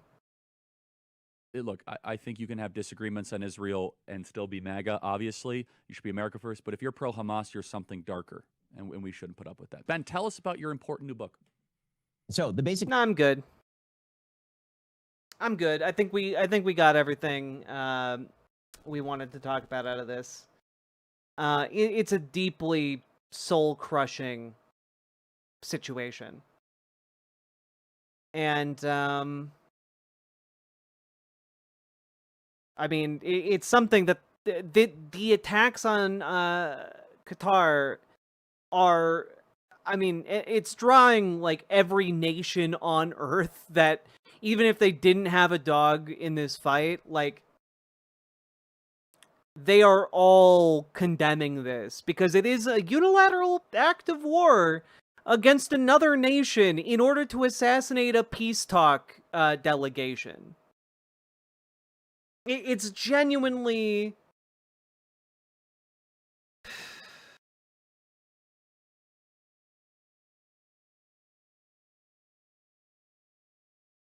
I mean, it is unspeakable. And yet we must speak of it. And, we are all complicit with it, sadly. So, I'm going to end with my traditional call to action here, folks. Get involved in your local political scene. Get involved organizing with folks in your area. I don't care if you're organizing at a soup kitchen. I don't care if you're organizing with your local Dems. I don't care if you're organizing with your local DSA. I don't care if you're organizing with your local Working Families Party. Organize and start working our way up. Work your way up. Build that power and actually fucking use it to change our, you know, not just our immediate society for the better, not just our towns, not just our cities, not just our states, not just our internal well-being in this country, but also so that we can change how this country interacts and treats other nations around the globe and what this country allows to happen around the globe, because we are currently complicit in a genocide and we need to make that stop yesterday.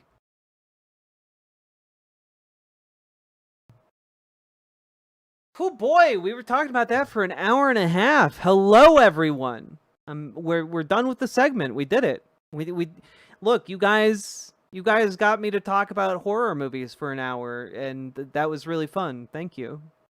Hopefully, you enjoyed me, or got, maybe enjoyed isn't the right word. You found something interesting about me talking about that topic for the last hour and a half.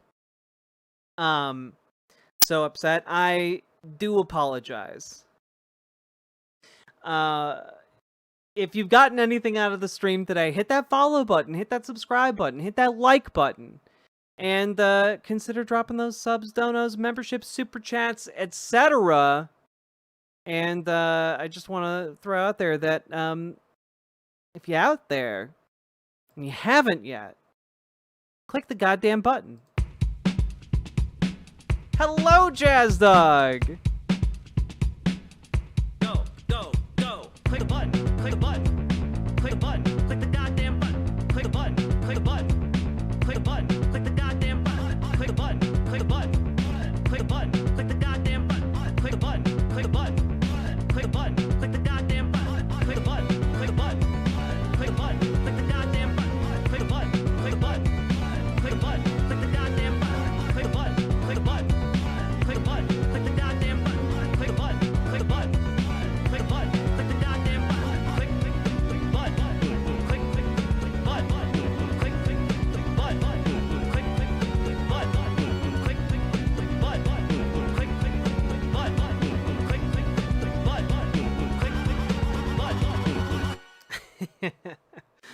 And please, folks, do consider supporting the stream. YouTube currently, guys, just some transparency. YouTube is currently like killing it on the subs and donos front. Riverboat site fallen far behind, actually, which is uncharacteristic of you folks. Why is Charles's head so pointy? You know, I can't answer any questions about that man's head. It gets weirder every time I see it. Whew, I thought you were just a silly, entertaining young person. Look, looks can be deceiving, you know?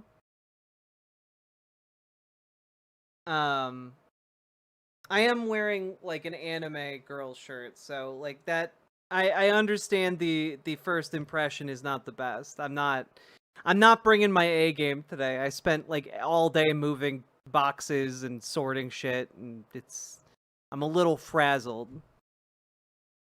Tea-Leaf, thank you for gifting a membership over on YouTube. Absolutely sticking it to those people over on riverboat.gg. He's been drinking that Mark Andreessen juice. Oh, God. Charlie Kirk has been drinking that Mark Andreessen juice. God. Fucking billionaire Humpty Dumpty over there. Revolutionary Girl Utena? No, it would be really cool if I did have a Revolutionary Girl Utena shirt, but this is a Space Maria shirt, which is like a non-existent anime that like a solo artist has been trying to make happen for a long time, and he might be on the verge of making it, and I just really like the aesthetic of this art direction, and I really like his artistic merits. It's amazing. Yeah, it's really cool. I think he's also working on like a hand-drawn video game starring those characters. Yeah, it's a very retro anime style that I really fuck with. One of these days I will get a gift membership. One of these days, Erica. One of these days. Oh, the Motel Owner sim game on Steam. I saw that too. It did look very relaxing. I think it's just called like Motel Sim. DS Loogs. DSLOOGES, I think. No, yeah, it's just sorry. Here. I'll just link their site in the chat. There you go. Oh, that link is way too long. 1 second. Shorten that link. There we go. Cool. That looks like it worked. Boop. Boop. Support independent artists, folks.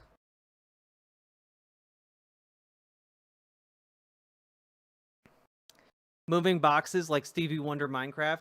Yeah, I have in case you're wondering why my arm is like this all stream, it's because I moved the chair, and now the chair is right here, where I would usually put my hand down on my desk. So instead, I'm nonchalantly just leaning on this chair the entire stream. But yeah, I don't know. I like these. I like the designs. It's real good, and the person who makes it all seems really great. So,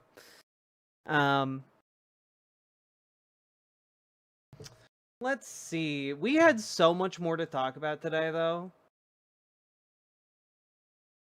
Let's take. Oh fuck. All right. Let's talk about AI. Let's talk about AI for a little bit. And then we're gonna jump into are we gonna jump into this? I don't know. But not enough. I don't know if I've got the stamina for a Steven Crowder segment. Maybe we'll push that to tomorrow. But we'll talk about AI because I do have the stamina for that. Let's go. So, folks, when you hear that we are in an AI bubble and the potential for that bubble to burst, I'm not sure people are thinking big enough when it comes to how bad that bubble implosion is going to be. Because, oh boy, a new article was published today in The Atlantic, and it's, you know, the title is really to the point here. Just how bad would an AI bubble be, right? Now, I've been trying to tell you guys for months now that we are in an AI bubble, and if this bubble bursts, and it almost certainly is right about to, that's really, really bad for basically all of us, because our entire economic success right now, to the extent we have any in the United States, is really tied with the astronomical rise of a number of companies that are investing in AI technology. And it is, well, some painful realities are starting to poke holes in this bubble. Let's put it that way. Now, this article is a great read. I'm gonna link it in chat. It's good stuff. It's good stuff, right? But I do have to say a couple of these things really stood out. Number one is that it talks about this study, right? Published back in July, measuring the impact of early 2025 AI on experienced open source developer productivity. Now, this paper goes into some degree of data, but I think we can really just show the graph here, right?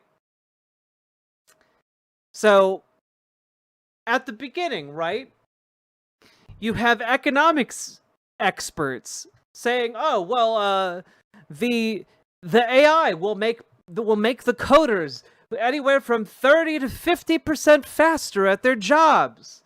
And then you have the ML expert forecast, well, you know, around 40%, you know. And then you've got the developers who actually are like professional coders going, well, I don't know about that, but maybe like 20% faster. We'll be 20% faster at our job with the assistance of AI. And then you've got developers after they went through the study and used AI to develop, where they were like, yeah, we were about like 20% faster. Yeah, we all feel like we were about 20% faster. And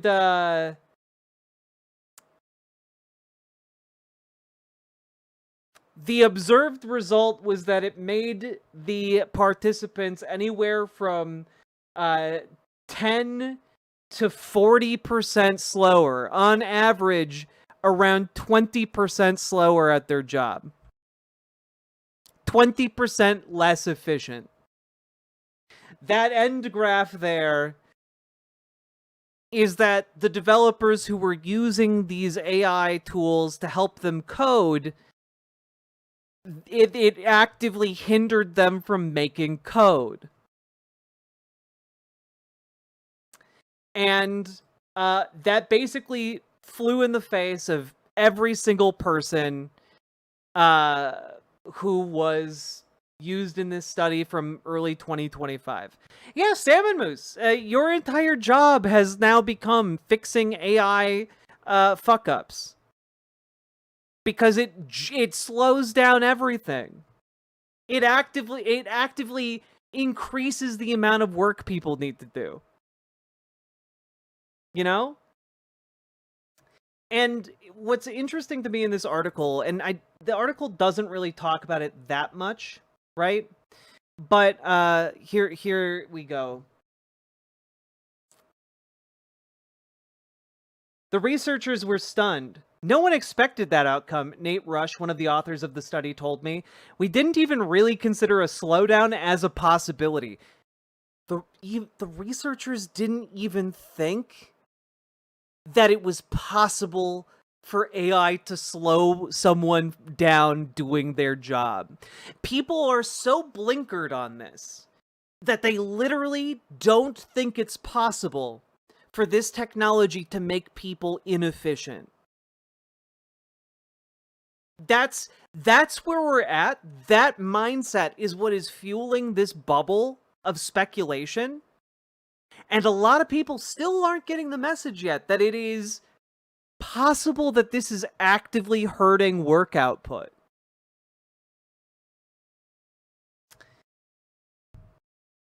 But I do want to throw this out there, right? Which is that a lot of the usage of this, right? And the article speculates on this a little bit, and I want to pull up the part here.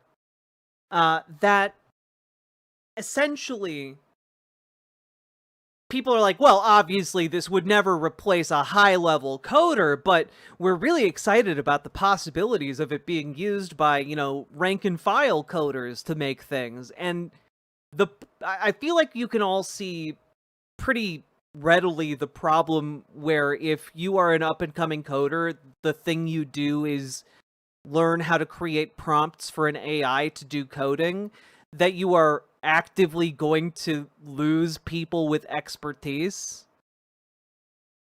because you're going to be training people to vibe code rather than to actually know how to code. And if that's the case, then people aren't going to know how to fix the mistakes that the AI is making, right?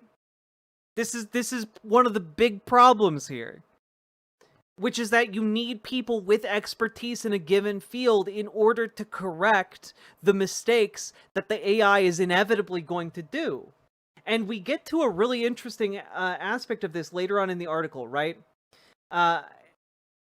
Which is, it starts to talk about the answer has to do with capability reliability gap, which is this idea that, like, there is a capability, you know, the AI has an ability to get it right, but is it reliable, right?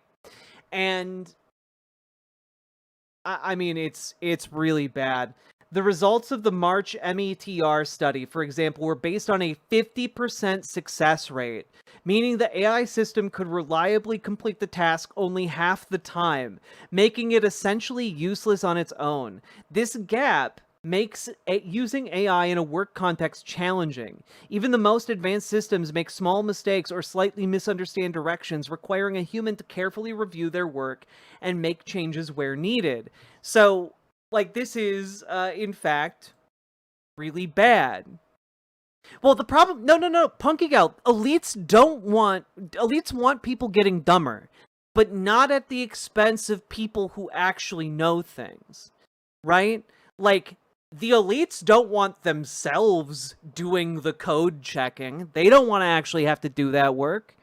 They need people who are capable of doing that work, and they are actively destroying the mechanism that trains people up to do that. Exactly, Salmon Moose.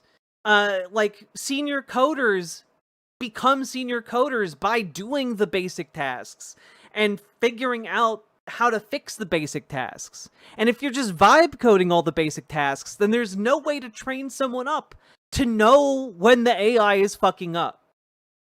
Right? And if you don't have people who know how to check if the AI is fucking up, then it effectively makes the output of all of this AI worthless and non-functional. So, like, the elites can't replace these workers with AI if they want people who are capable of actually making the things work.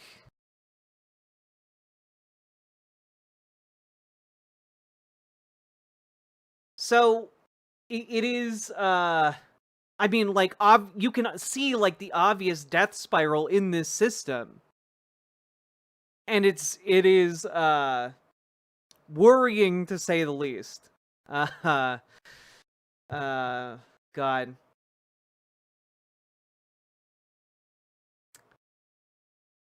let me take a look here.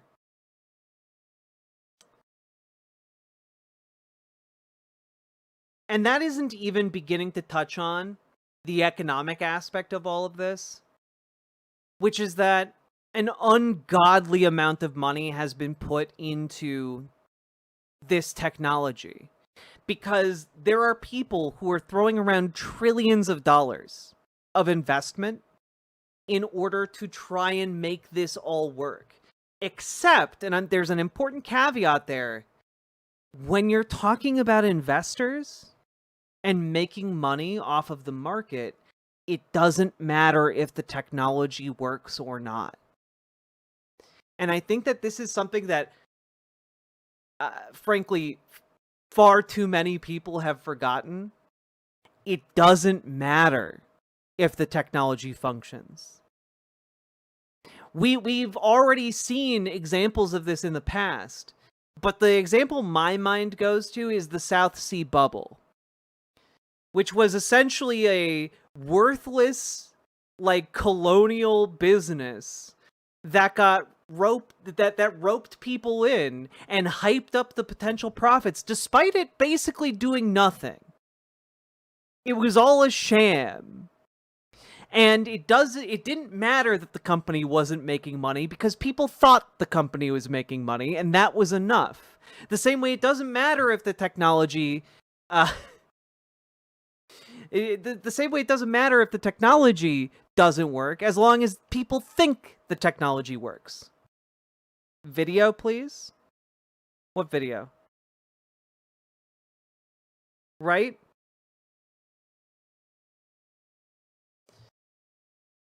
So, what does that look like, right? Well, let's take a look at some of what is happening here, because this Atlantic article is real good. It's real good. The capability reliability gap might explain why generative AI has so far failed to deliver tangible results for businesses that use it. When researchers at MIT recently tracked the results of 300 publicly disclosed AI initiatives, they found that 95% of projects failed to deliver any boosts to profits. A March report from McKinsey & Company found that 71% of companies reported using generative AI, and more than 80% of them reported that the technology had no tangible impact on earnings. And I've looked at that report, and I think it's this report anyway, or it's one like it, where essentially the AI that was included in the product was like a LLM-powered, a large language model-powered chatbot on websites, and they were predominantly used by people asking what hours the store was open. You know, like people weren't, it wasn't boosting sales by interacting with folks because people just wanted it for a niche use, not to like sell them product. And so I mean, it's really bad, right? And so when we're talking about more of this, what does that mean in actual dollars, right? What does that mean in actual dollars? So, skipping down in the article, and I do again recommend you guys read this entire thing because it's very, very revealing, I think. As the Wall Street Journal reports, Alphabet, Amazon, Meta, and Microsoft have seen their free cash flow decline by 30% over the past 2 years. By one estimate, Meta, Amazon, Microsoft, Google, and Tesla will, by the end of this year, have collectively spent $560 billion. $560 billion. Since just the start of 2024. Just the last 2 years. They've been spending $250 billion every year to try and make this technology work. $250 billion to make a chatbot that can convince you it's one of the dumbest people you know.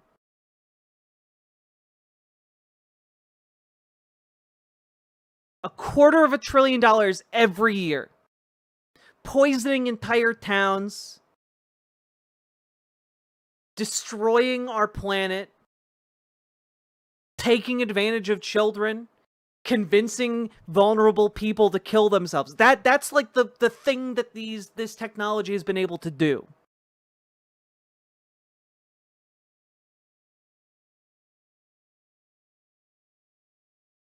And for all of that money that they spent, $560 billion, how much money did they get in return? How much money did they get for $560 billion? Did they make trillions? No, they made $35 billion. So they like the failure of that is but no. Like, what have they made in revenue, right? Because when we're talking about like the actual business, we're talking about what have they actually made in revenue. Their stock prices have certainly gone way up. But what has the technology actually brought in when it comes to revenue? They spent over $500 billion to make 0.03% of $1 trillion. Or sorry, 0.3% of $1 trillion. It's genuinely, like genuinely. You spent 50% of $1 trillion to make 0.3% of $1 trillion. Insane. Insane. But Ashley Arbuckle, it doesn't matter if Nvidia is the first $1 trillion company, because the technology that they have built that $1 trillion wealth on when it comes to their stock market share doesn't do anything. It actively loses them money, and it's never going to make them money. And that's kind of the problem, right? Like, it's all of this. All of this is dependent on them making the technology profitable. And they aren't even close to do it. They aren't even close to breaking even. They aren't even close to breaking even.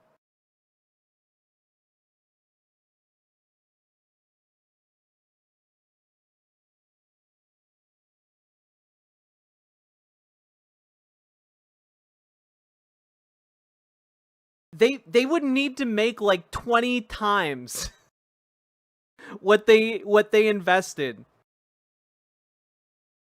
in order to even break even. They would need to make, like, boost their revenue exponentially.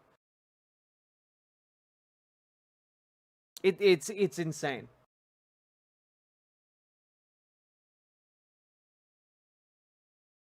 And again, this should be like the gigantic warning sign here.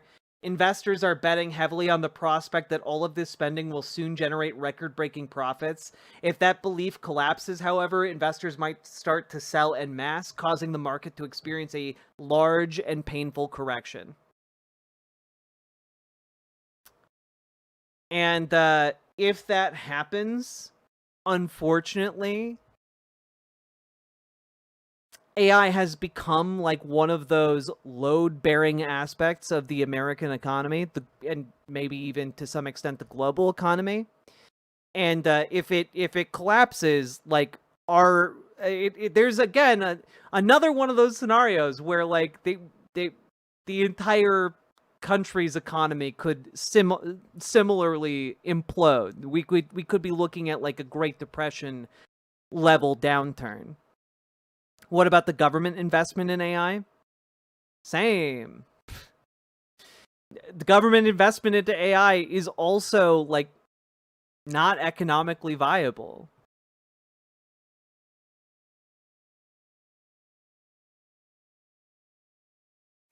Yeah, that's the thing. Even in the .com boom, we had standout products. I'm yet to see a standout AI application. I mean, genuinely. Like we did a story yesterday about that device that's they put out that is a large language model powered friend that like constantly listens to you and responds to the things you say and is just like a passive aggressive little bastard. Like who wants that? Who's going to buy that? Who does this appeal to?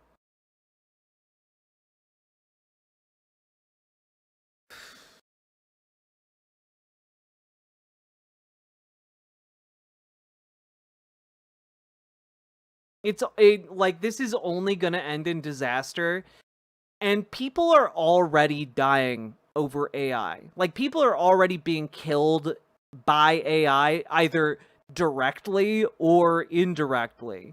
And if it collapses the economy, a lot more people are going to suffer and die, and that is just a really sobering thought.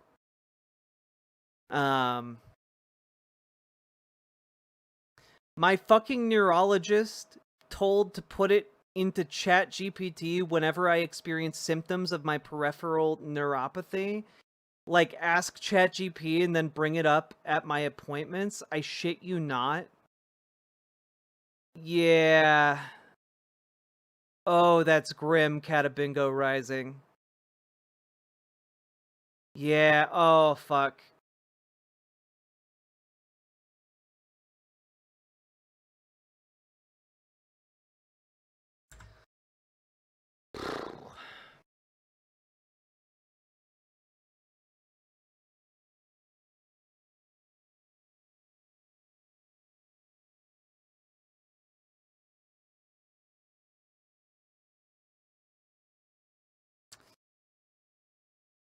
The dot-com crash was bad, but it did not trigger a crisis. An AI bubble crash could be different.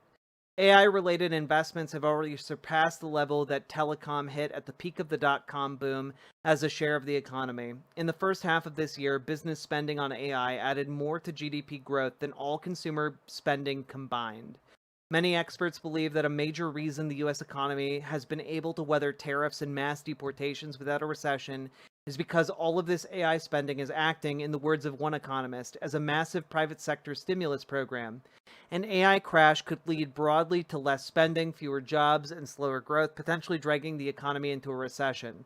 The economist Noah Smith argues it could even lead to a financial crisis if the unregulated private credit loans funding much of the industry's expansion all go bust at once, which is, unfortunately, a very real possibility. So I am trying to really instill on you guys that the threat is worse than anything we have seen in our lifetimes, and we've seen multiple crashes and recessions. This could be the worst one we've seen in living memory. Maybe with the exception of like my grandma who's 99 years old and lived through the Great Depression, right?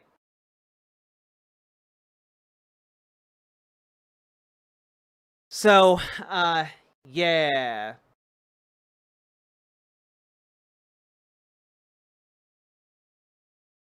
Fuck AI. Butlerian Jihad now. Let's go. Grow gardens, get to know your neighbors, bake some cookies, and don't rely on the clankers, okay? Don't do it.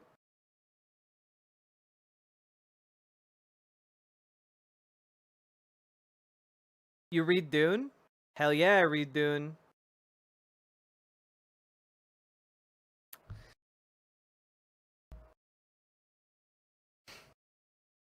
With that being said, we're done with the segment. I'm just kind of like slowly petering out because that was bleak. Let's see here. Also, we're done with the segment. We've been going for about 3 hours. If you guys have been enjoying the show, hit that follow button, hit that subscribe button, hit that like button. Drop those subs, donos, memberships, super chats, etc. because you guys make this show possible. Couldn't do it without you fine folks.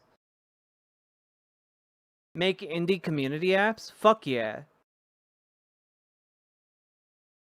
Do the things! Click the button! Let's go!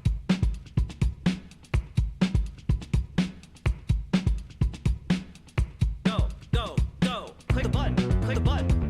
Click the button! Click the goddamn button! Click the button! Click the button! Click the button! Click the goddamn button! Click the button! Click the button! Click the button! Click the goddamn button! Click the button! Click the button! Click the button! Click the goddamn button! Click the button! Click the button! Click the button! Click the goddamn button! Click the button! Click the button!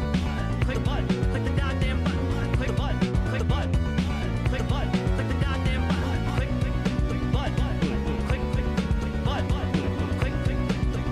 button! Click the button! Click the goddamn button! Click button! Click button! Click button! Click button! Click Whew! All right. Let's see here. Yeah, I'm gonna move that to tomorrow. Also, Salmon Moose, I would really like to play the Drifter. Like, hot diggity damn, would I like to play a video game. Let's see here. Oh, you know, okay, we can continue our conservative gauntlet. I think we can do that. All right. Let's see what we can do here. What do I got lined up here? Okay. Now, also, folks, drop those subs or donos, please. Here we go.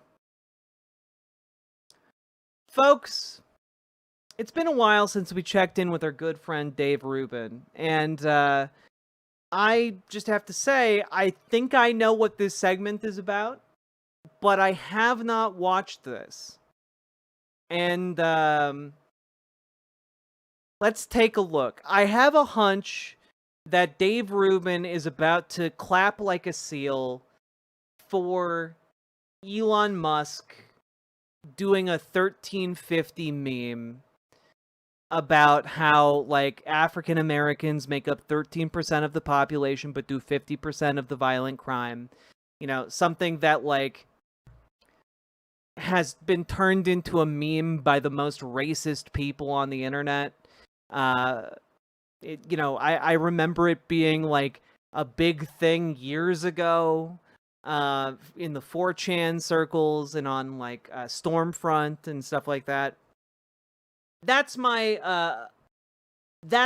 guess. Maybe I'm wrong. Maybe I'm wrong and it's not going to go in this direction. But, you know, let's find out, shall we? This is super interesting when it comes to cold, hard numbers. This is from Amiri King, who's an ex-commentator as well. You want to know something that should make you very uncomfortable? White people are victims of black violence at insanely disproportionate rates. It's not even close. Between 2017 and 2021, black on white violent incidences totaled 2.38 million. White on black totaled 0.37 million. That's a 6.4 to 1 ratio. Annual victimization rates per 1,000. Whites by blacks, 2.4. Blacks by whites, 1.8. Per capita offending rates per 1,000. Blacks against whites, 11.6. Whites against blacks, 0.38. That's a 31 to 1 ratio. For homicides, according to the FBI in 2019, black on white, 566. White on black, 246. That's a 2.3 to 1.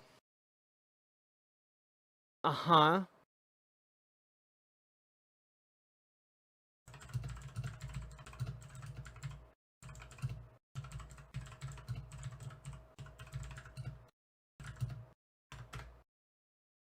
Here.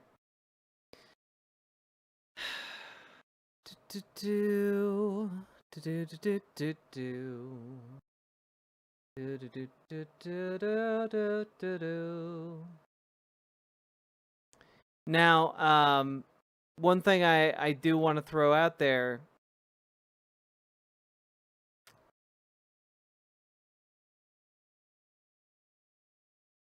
Can I find this, please? I'm looking for a very specific number here.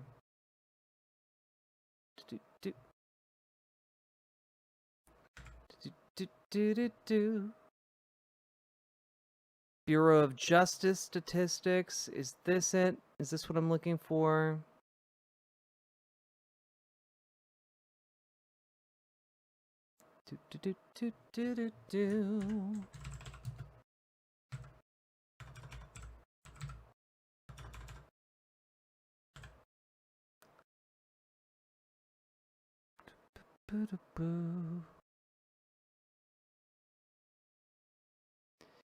This is a study on criminal victimization, but I'm looking for... Because this poster, right, is claiming to have gotten their source from the Bureau of Justice, BJS. And I'm looking here. Oh, here. There we go.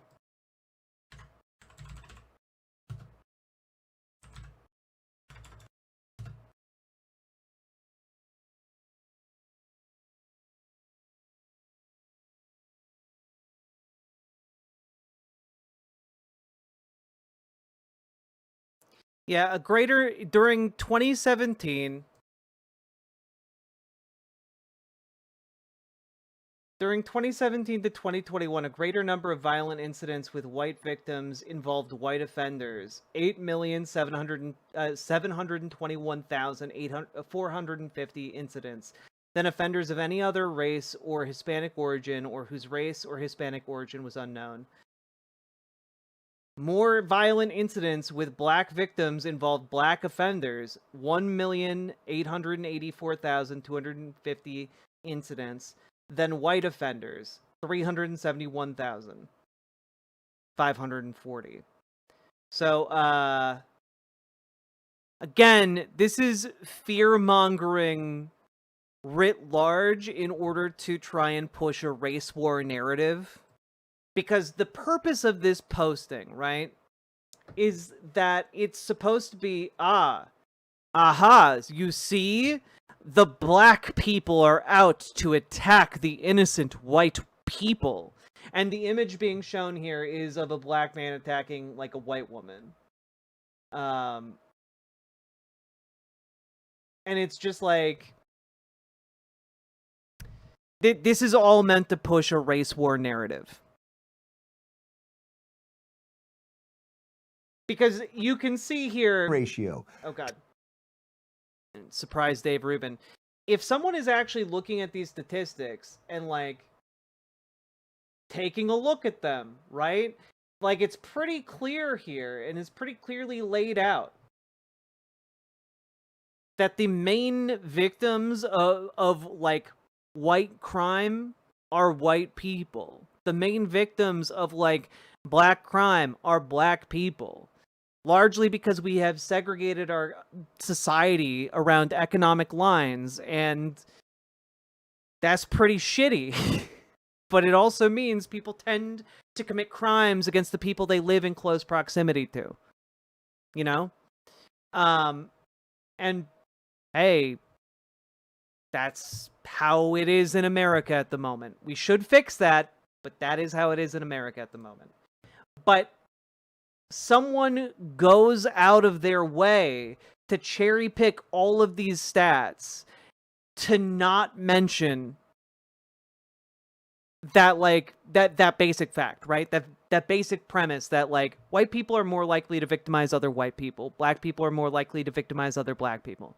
And, like, instead of pointing that out, which is very obvious when you look up these stats, this person is just picking the black on white versus white on black. That's it. That's it. And there's a reason for that, and it's not subtle. Too long don't read. A white person is 31 times more likely to be victimized by a black person than the other way around. Black people make up only 13.6% of the American population. And then he wrote, "Tell me we aren't being hunted." And he links to the references below. Look, Oh, black people only make up 13.6% of the American population. So it is a 1350 situation. And Dave is showing a racist fearmonger trying to claim that white people are being hunted by black people. That is what Dave Rubin is taking the time to try and like normalize as a talking point. This is just bigotry. It is just naked bigotry. Because another aspect of this is that this post tries to make it seem like this is like again, as the ending sentence says, tell me we aren't being hunted. It's trying to make it seem like black people are going out of their way to hurt white people because they hate white people. That's the narrative this is pushing. Like, black people, all of these incidents are being framed as hate crimes deliberately targeting white people, when the reality is that the vast majority of these incidents that this person is trying to cite are crimes that are done and arise out of a system that keeps black people in poverty. Because poverty correlates with crime. Poverty is the thing that correlates with crime.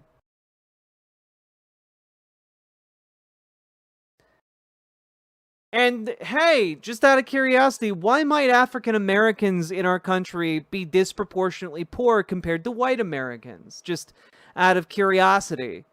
Might there be like, I don't know, like a history of being denied the ability to rent apartments or buy houses on the basis of their race, or, you know, being denied the use of integrated facilities on the basis of their race? Or perhaps the fact that we codified a system that systematically stripped them of property and turned them into property on the basis of their race.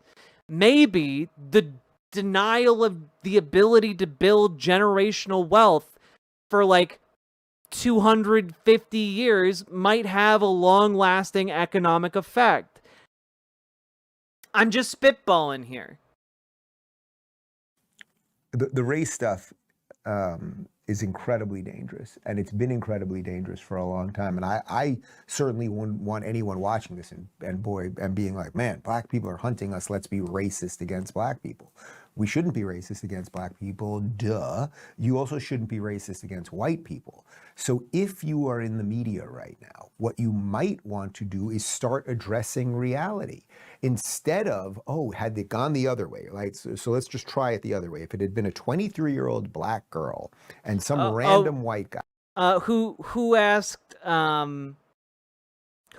if Dave Rubin was going to use the incident pictured? He absolutely was. I forget Ukraine or anything else, but it was just a 23-year-old, very pretty, because there is an element related to that in this. But let's say a very pretty 23-year-old black girl was sitting on a bus, and some random white guy who'd been arrested many times, or even not, just some random white guy just stabbed her multiple times in the neck and killed her. You know what would be happening right now, right? Kamala Harris, is she's still around? Or all of these people, they would bring back Joe Biden's bones to have an intern tweet for him, and Barack Obama would be out there, and everybody would be out there telling us this is proof of what a racist country we are. They'd be going on about slavery, all of the things. We're all racist, we're all evil. There would be people in the streets. There's just no doubt they would try to relaunch BLM, like the Hamas riots are down a little bit right now, and they need to turn something on whenever they want. They would the Hamas riots. Fuck you, Dave. Have people out in the streets and everything else. It would be covered by New York Times, NBC, ABC, and everything else. Guys, let's be honest. Holy shit. Did he just transition to from talking about a murder into trying to sell a product? Coffee gives you that quick little jolt. He's fucking selling coffee in the middle of talking about a horrendous murder? Are you fucking kidding me? And what? A crash, jitters, that mid-morning brain fog, and before you know it, you're already pouring a second or third cup just to make it to lunchtime. But what if you're... There's something, like, just deeply, deeply sick with these people.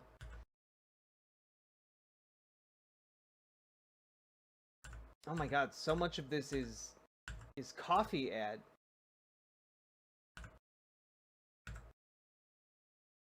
Between what is actually happening in the world and what the media seems to, or what the machine seems to want us to see or not to see, depending on the narrative, the disconnect there is freaking huge at the moment. Elon Musk, however, I don't know if you've heard of this guy, he did buy Twitter, then Twitter, now X, and he allowed us to see a lot of this stuff. So he retweeted the piece that I just read for you right there with those numbers, and he said, did you know this? These are just the facts as reported by the government. One can argue about what the solution may be, but the facts are accurate. So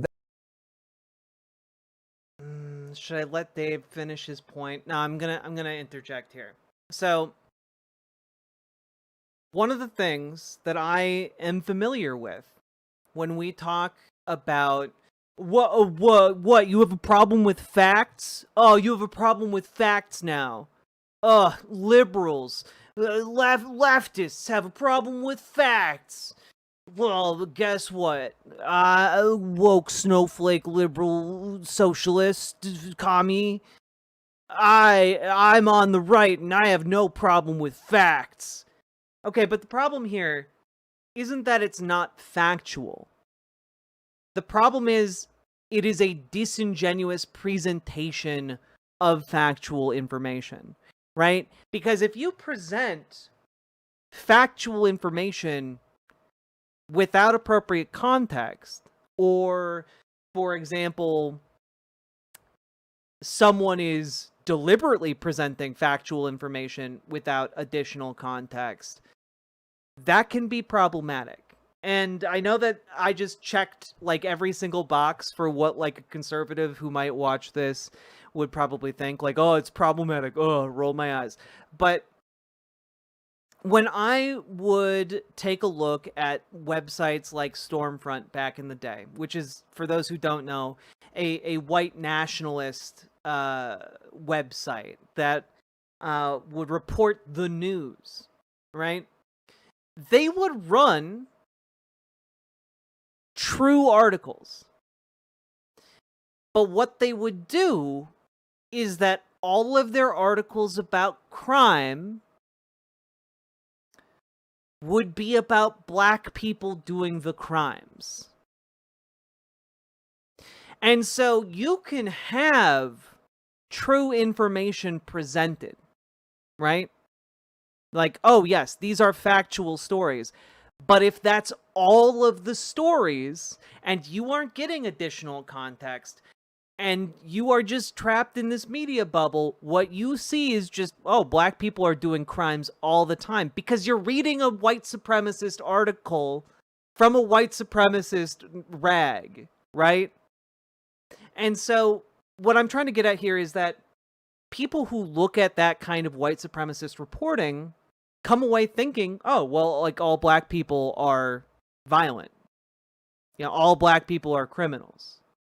And it's because of reporting like that, because of presentations like that.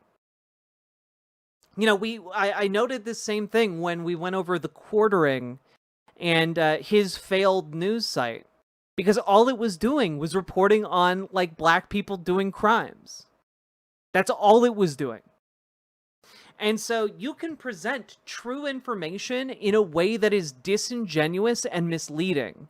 And that is exactly what Amiri King is doing in this post, in order to arrive at the conclusion that they are hunting us. And when Elon Musk retweets that, amplifying it to millions of people, and says these are just the facts reported by the government about a statement that concludes with, they are hunting us, to imply black people are hunting white people, it's just white supremacist drivel. It is just a fucking lie.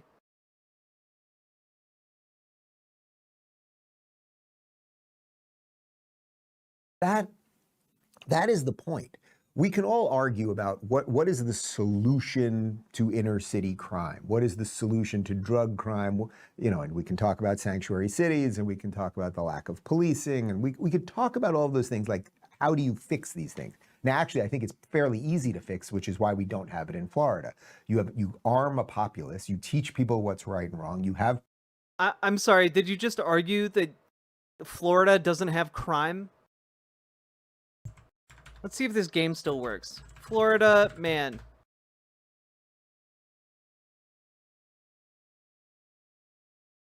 Let's take a look at the news.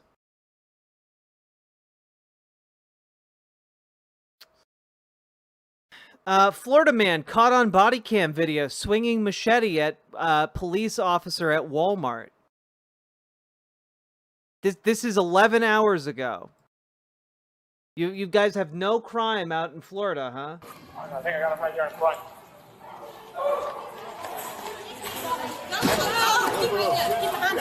He right there. Everyone's armed. Hey, brother. Sorry here. I got one side. Grab the other arm. I got this one.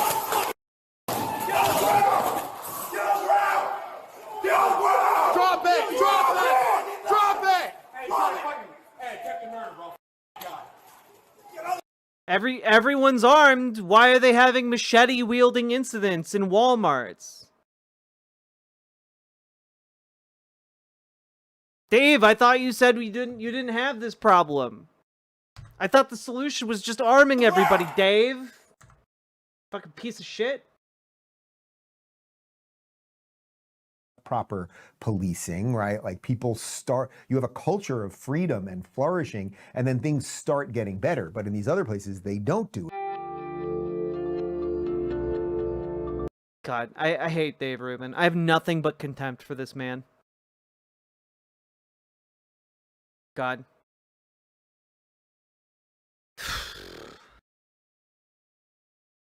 Also, that was just like the first Florida man result that I got.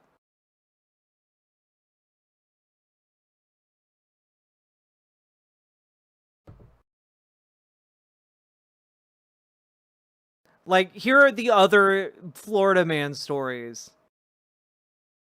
Florida man arrested and accused of working as a nurse without a license. Florida man sentenced to 15 months in prison for defrauding a Missouri company and others of more than $250,000. Florida man sentenced to life for sexual battery of a child. Former Florida police officer charged and arrested for traveling to meet child for sex.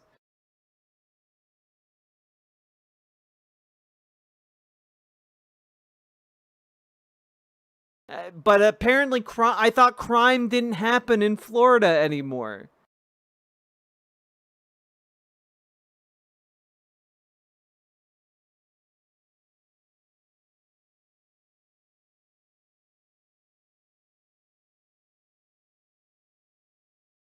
Okay, wait. This is actually kind of a badass Florida man story. Wait a minute. This one's a good one. Wait a minute. We do need to hear this one. This will redeem the segment, I swear. This one is Florida man wearing Batman pajamas thwarts a burglary, detains suspect before police arrive. Next to a real-life Batman helping police get the bad guy. Fuck yeah. The Florida man, because of course. Fuck yeah, dude. Apparently, told the police that he'd gone to bed in his Batman pajamas, that you see there. Cool as fuck. I love them. And his home security camera alerted him to someone breaking into his truck. He leapt into action and found the suspect in his neighbor's garage, so he detained the guy until the police got there, just casually detained him. The suspect now faces 5 counts, including a felony. Wow. I just want to like go that picture, like absolute goddamn legend. Absolute legend. Fucking legend. Dude's like wearing his slightly too small Batman PJs. Wakes up. Fucking Batman doesn't believe in guns, Dave. Batman doesn't believe in guns. He detained him with his fists and his training.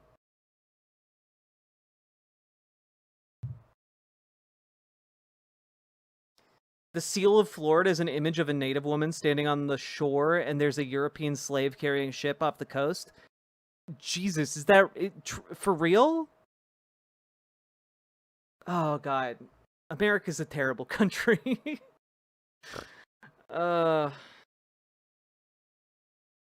Batman doesn't believe in sleep either. Of course, because Batman's nocturnal. Yeah, the hero we need but don't deserve.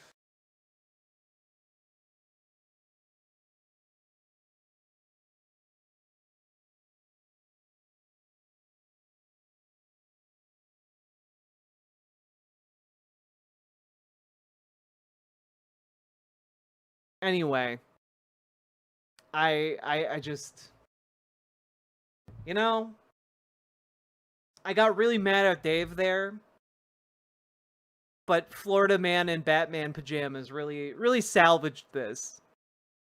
He was indeed the hero, not just what we needed and didn't deserve, but what I needed and didn't deserve.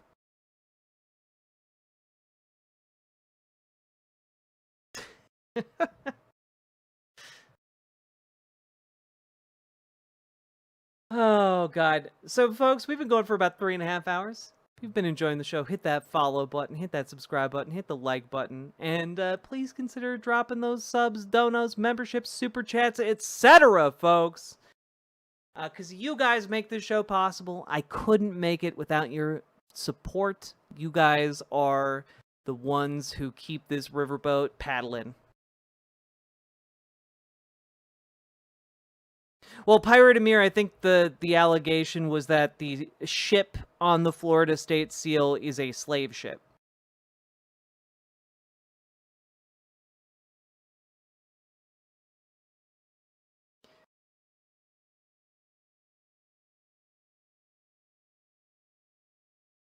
Hope you're doing well too, young black economist. Haven't seen you in a hot minute. Hope you're doing all right.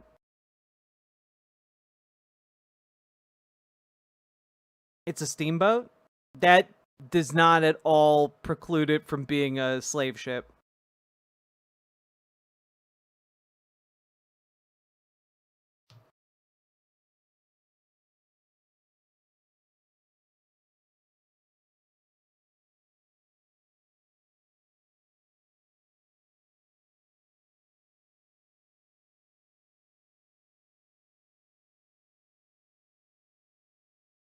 Paddle seems like a terribly inefficient propulsion mechanism for a riverboat.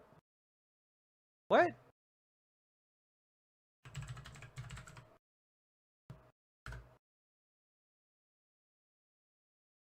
Well, it's like the traditional propulsion mechanism for a riverboat. See? Like those are paddles.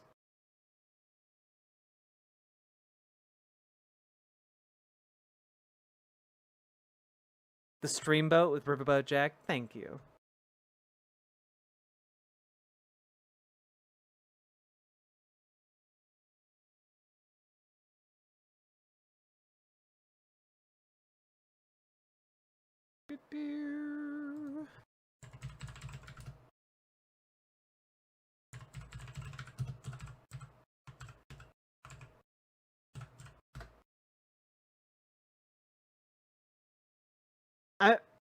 Okay, Pirate Amir, like, it's hard to argue that Florida doesn't have a huge history of slavery when it literally joined the Confederacy. It was one of the first states to join the Confederacy.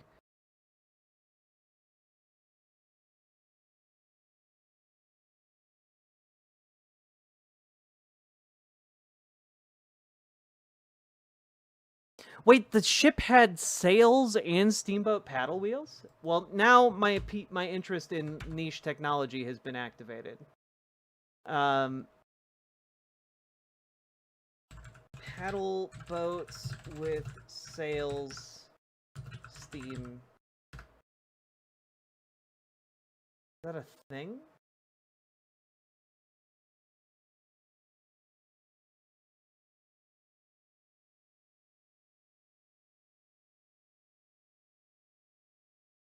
Oh, wild.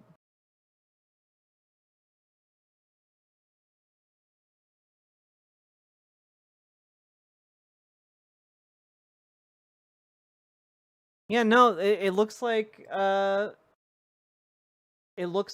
times there were like some of the early ones in like the 1840s in the lead up to like the 1860s. There were like sailing vessels that also had steam paddles. That's really fucking cool.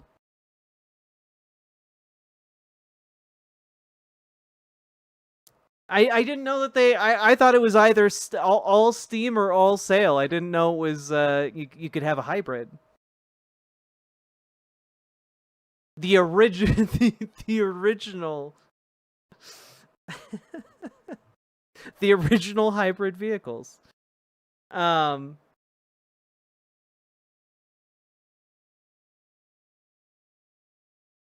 They can go in the HOV lane.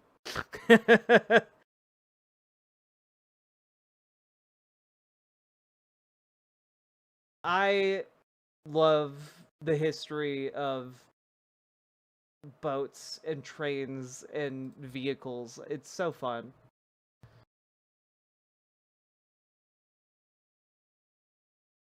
Yeah, paddles for when the wind isn't blowing, sails in case your shiny new steam boiler breaks down. Yeah, it makes sense.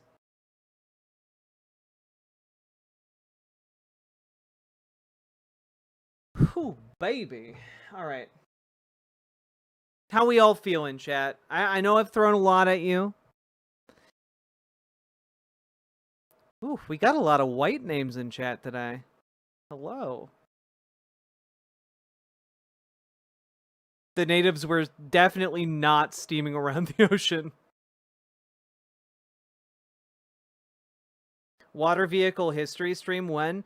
You know, you ask me for a water vehicle history stream, but I say, why not have a water and air vehicle history stream?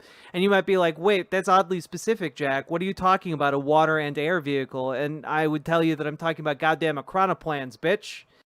Fucking love them. They're the fucking coolest vehicle to ever be invented. And we're all sleeping on them. In a better world, a world much like our own, but with far faster travel and far more efficient travel, we would have a chronoplan-based traveling.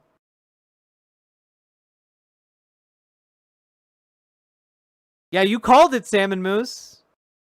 I would just talk about chronoplans. Why are you in an unfurnished office at the moment? Because the contractors who were supposed to finish my office kept fucking it up. And so it's going to be like another week or two until they finish it. Are you high? No, I just really like chronoplans.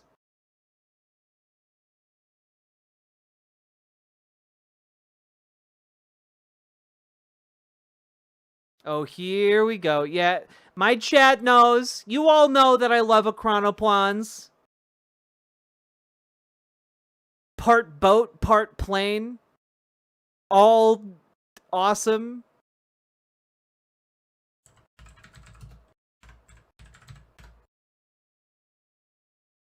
Like I'm sorry, guys.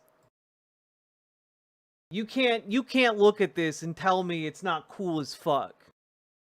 You can't look at this and tell me it's not cool as fuck.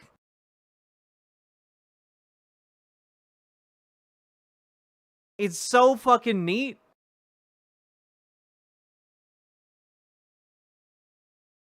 Ground effect vehicles are like such a cool niche vehicle idea, and the fact that we haven't taken this idea and run with it is insane. Is that real? It is indeed real. You can actually find the remains of some of the early prototypes of this on the shore of the Caspian Sea. Here's a picture of one that they are attempting to renovate and turn into a museum.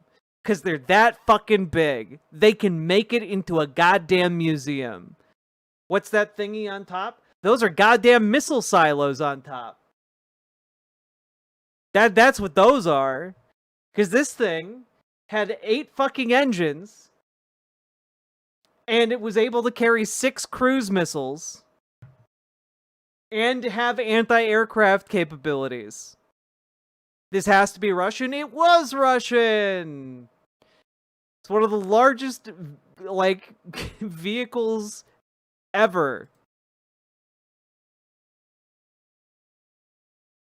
And they're so fucking cool. A Metal Gear? I mean, it may as well have been.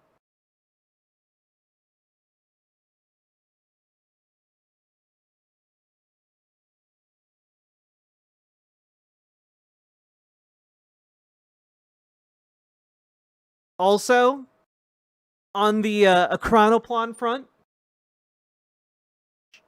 chat, I regret to inform you, China is now making an Chronoplan, and it's beautiful. It's just a beautiful, beautiful boy. Look at that thing.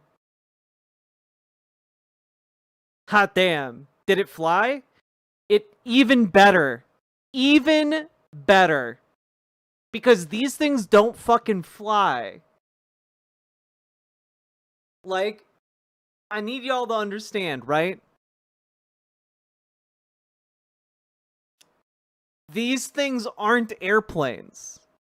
They aren't airplanes, and they're not boats. They're a distinct type of vehicle called a ground effect vehicle. It's not even a hovercraft. It's not even a hovercraft. So basically, during like the early days of aviation, right?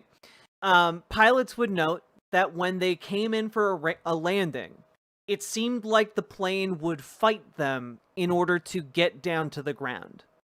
And for a long time, people didn't understand what that was. And eventually, that fighting effect came to be called the ground effect, because essentially what they figured out is that when a plane comes in, there is a cushion of air that exists underneath their wings. And that air cushion essentially has some level of lift to it on its own, right? And that lift is what fights. And so some scientists started thinking, wait a minute. What if we made a vehicle that just used that in order to move? And so they developed these entirely new vehicles called ground effect vehicles, or chronoplans over in Russia. And they are essentially, how they essentially work is that you need enough thrust to get like off the ground or off the water, as the case might be. And then you need to have enough speed to kind of keep cruising. But essentially, you stay in this sweet zone where the ground effect provides enough lift where it doesn't hit the ground because of the air resistance underneath it, lifting the entire vehicle. So when you see these things, like you can see this this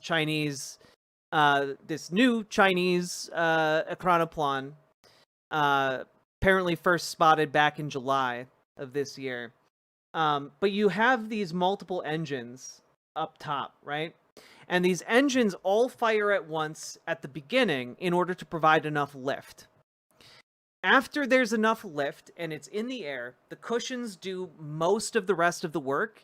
And usually, like half or more of the engines shut off. And it can just continue to cruise and gain speed. Right? So you can effectively have something that travels very efficiently on very little fuel at the speed of an airplane with more of the efficiency of a boat. Essentially gliding all of the way to its destination at 400, 500 miles an hour. And it's super, super cool.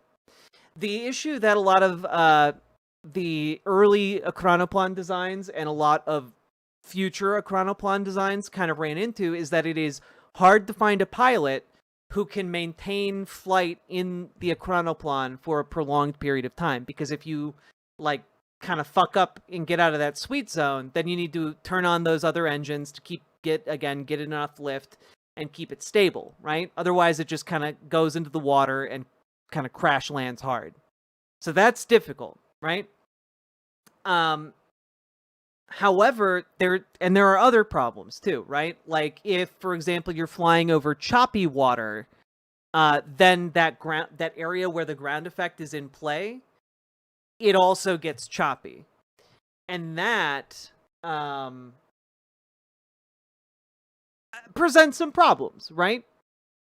However, one of the coolest aspects, and one of the reasons you see these vehicles, like that one that the USSR built, that was just huge. One of the reasons you see it huge is because they discovered something else about the ground effect, which is that the bigger you make your vehicle, the more efficient it is, and the higher the ground effect is, right?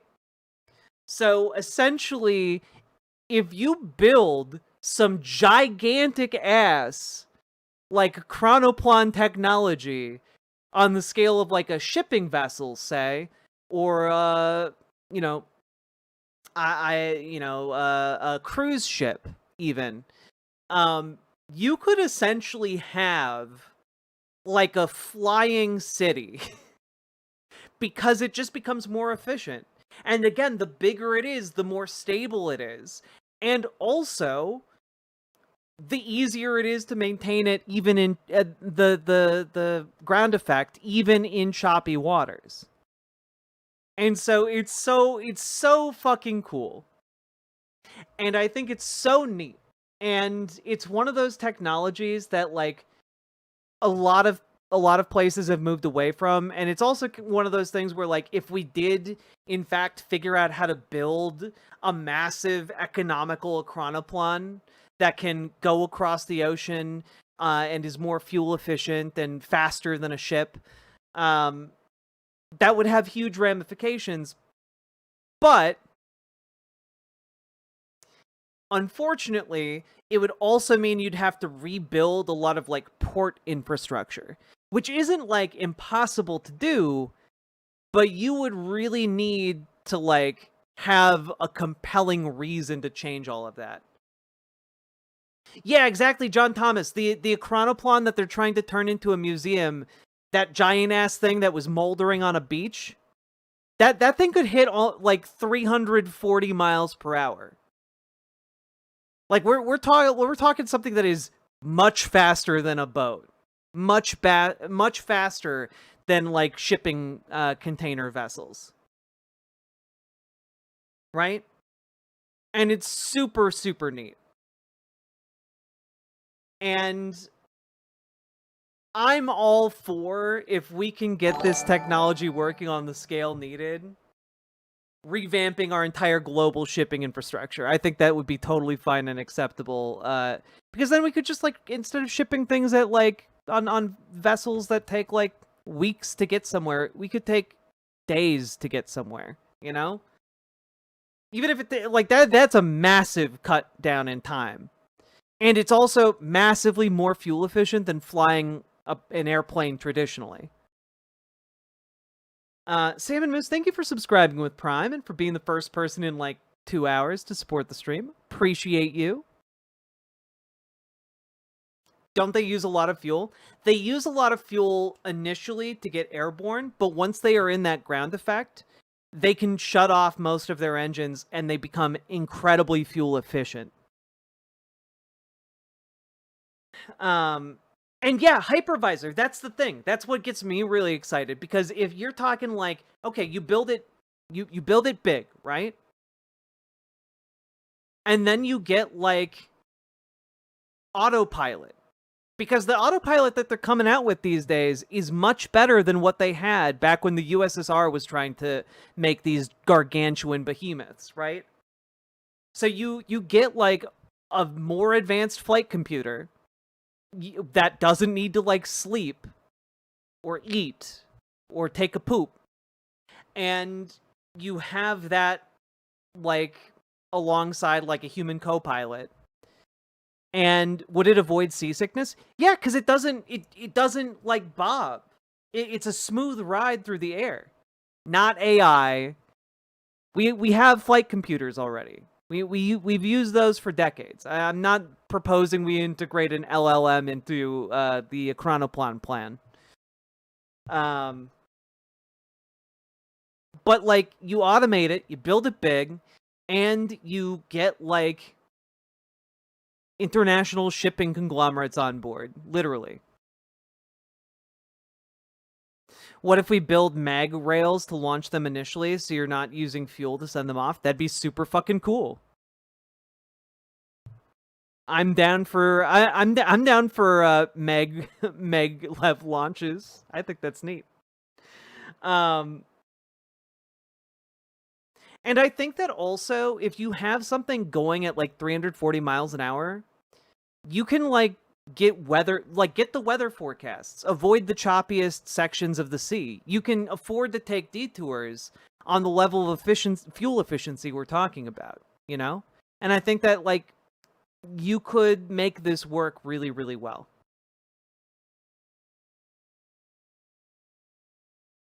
I want to show you guys one of my favorite Chronoplan images.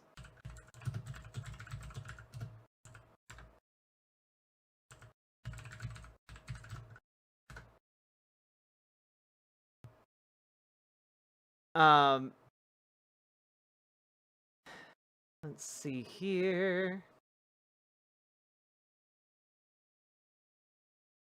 So back in like 1992, Popular Mechanics had an entire issue dedicated to wing ships.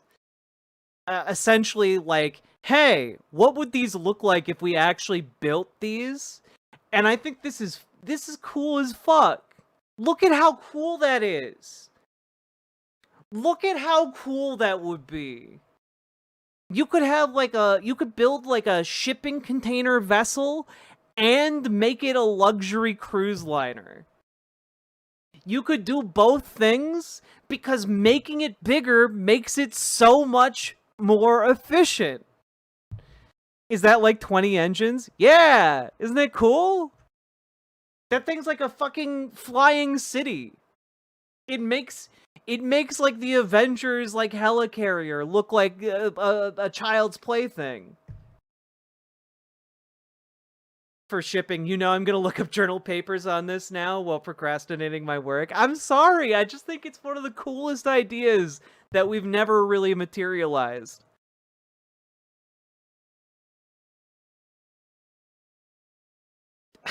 Yeah. 1,000 horsepower superboats. God, but like, look at some of the concept art for a thing like this. It has like a goddamn atrium in there to let in natural sunlight while people like, you know, horse around and have fun or like go shopping or something. Would it increase incidents going that fast? I'm not sure exactly what you mean. Like, would it increase, like, the rate of accidents going that fast? Well, I think it would have probably about a comparable level of incidents as, like, traditional aircraft, i.e. it's more safe generally.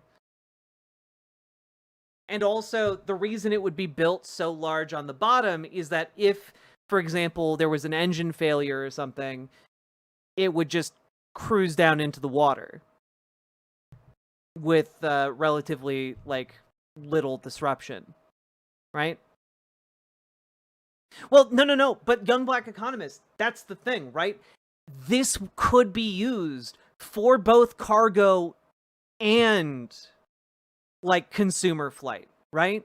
And that's really fucking cool because again, the bigger you make it, the more efficient it is. So if you can do a 2-in-1 situation and build it just fucking colossal, that's even better.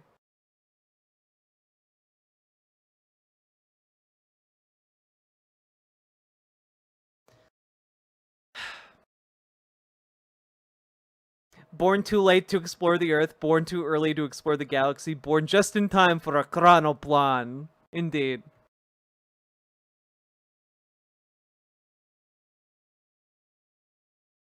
That's right, Salmon Moose. You could plow that chronoplan into the ocean. Anyway, this is just your daily reminder that I'm really fucking excited about Chronoplans, and I think they're really neat. And I know that there was a US company working on getting like a drone that was capable of flying in the ground effect and like figuring out how to program that. And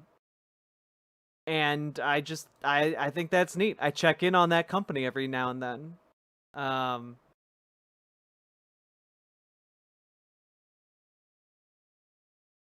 Let's see.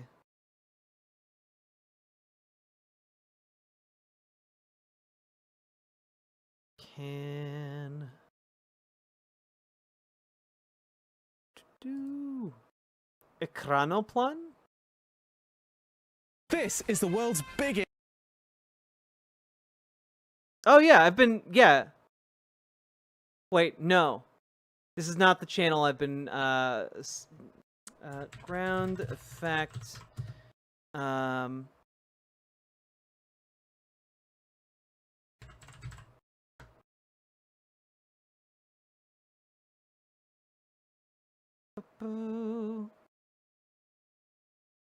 Here, was it this one? Welcome to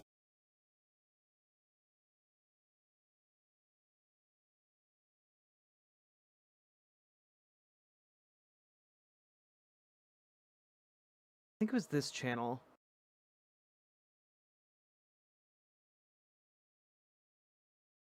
Yeah, this channel, RC Test Flight, does a lot of, like, we're building an Chronoplan, and they actually get it to work. It's really fucking neat.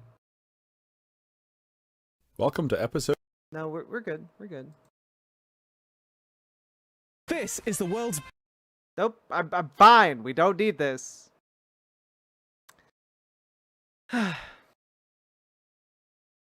Oh, hey, wait.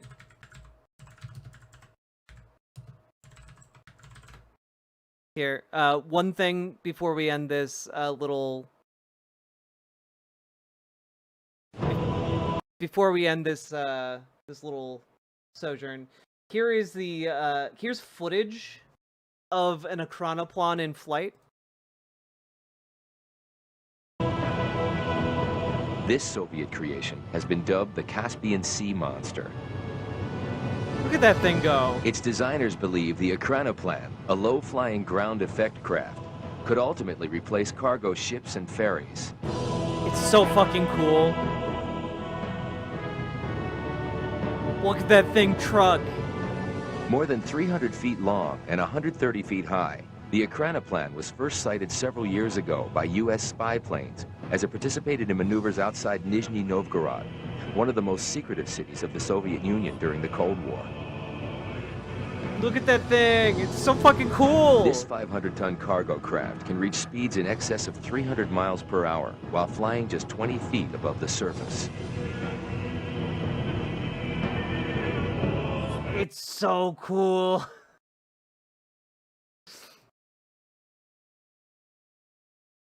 God. I just think it's so neat. It's just really neat.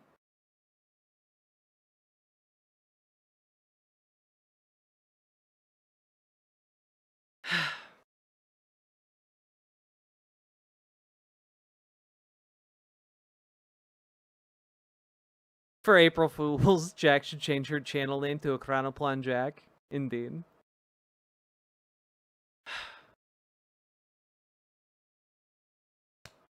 Anyway, thank you for allowing me to rant about Chronoplans for like an hour. I appreciated that. Let's see. You know, I've been going for about 4 hours, and it is almost 4 o'clock in the morning. I think I'm gonna call it a night and try and get started earlier tomorrow. How about that? How does that sound, chat? Does that sound good? Get started a little bit earlier, be a little bit more on time tomorrow than starting at 11:30 in the evening. Get started at a reasonable, like, 8 p.m. Whew. Sure, Jack. You, Salmon Moose, you type that like you don't believe me. You type that like you don't believe me. Good luck at work without sleep. This is my work. I do it full time. But my work at the moment is actually unpacking so that I can, like, breathe. As you can see, there's too much here. I don't even know what time you're meant to start. I'm meant to start at 8 p.m. I meant to start like 3.5 hours earlier than what I actually started tonight. Just got real busy unpacking things. My partner, I'm taking up a corner of her office right now while they do my office. And my partner was really, really sad that she has kind of had to put Imogene Olivia work on hold while that all happened. So I spent those 3 hours moving boxes and like putting things together so that she can have access to her office again. And so like I'll be a little bit more uncomfortable here for like you know, maybe the next week or two, but I think it'll be worth it if she can get some of her work done and feel good about designing season 2 of Imogene Olivia, baby. That's right, we're making gender euphoric lingerie, bitches. And I know she's really excited. She's got a lot of ideas, and it's just been really, really nice to see her work. I heard donos are bones. So here are 5 more bones for your bone throne. Thistle's Fries, thank you for the $5 dono to save my bones from the dono ghost. Not everyone can make a 24-hour stream. It's just human to feel tired. Well, Mikola, joke's on you because I used to work for a non-profit charity that raised money for kids via 24-hour streams, so I have done many 24-hour streams. What's in the box? Mostly just wires. Looking sexy. Are you saying that I look sexy as fuck because being tired is in right now? I've heard the tired girl aesthetic is like a really in right now, in which case, like, I feel like I'm nailing it. I feel like I'm nailing it lately. Do you keep records of all the good things you've done? Not really. I forget most of them.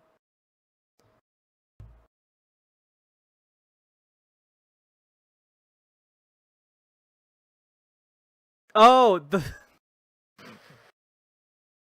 No, the lingerie. Fair. I set myself up for that. I'll you know, I'll take the beating.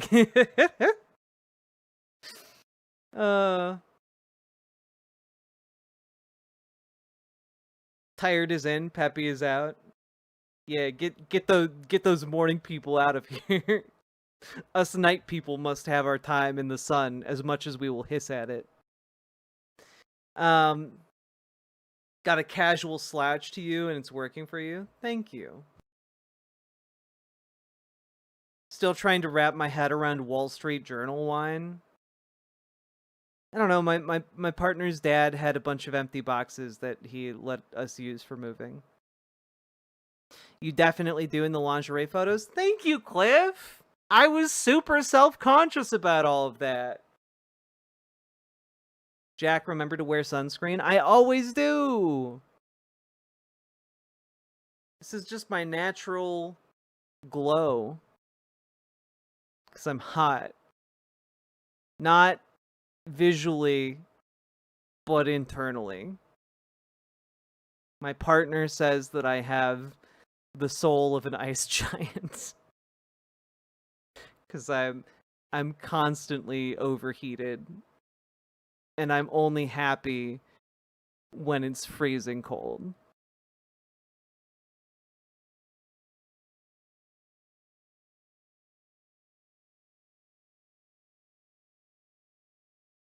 You really put your best cheeks forward when you faxed your butt to the U.S. Patent Office? Look, that just because my butt has a U.S. patent on it, okay? I periodically forget that happened, so you reminding me of it is this is extra funny to me. Oh god, there's a picture of my ass on file with the US Patent Office. Well, I guess America can kiss my ass. Alright, on that note, good night, everybody. I'll see you all tomorrow. Bye!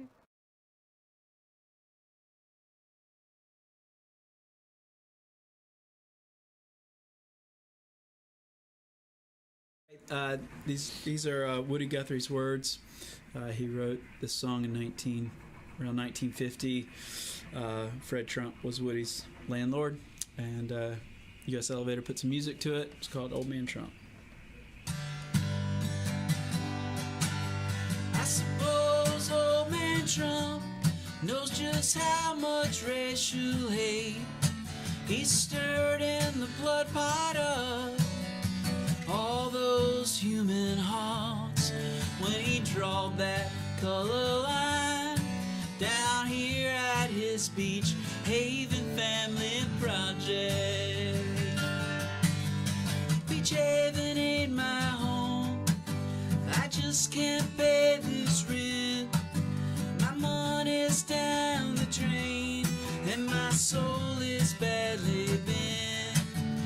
Beach Haven is Trump Tower where no black folk to go. I said no, no, man Trump, Beach Haven ain't my home.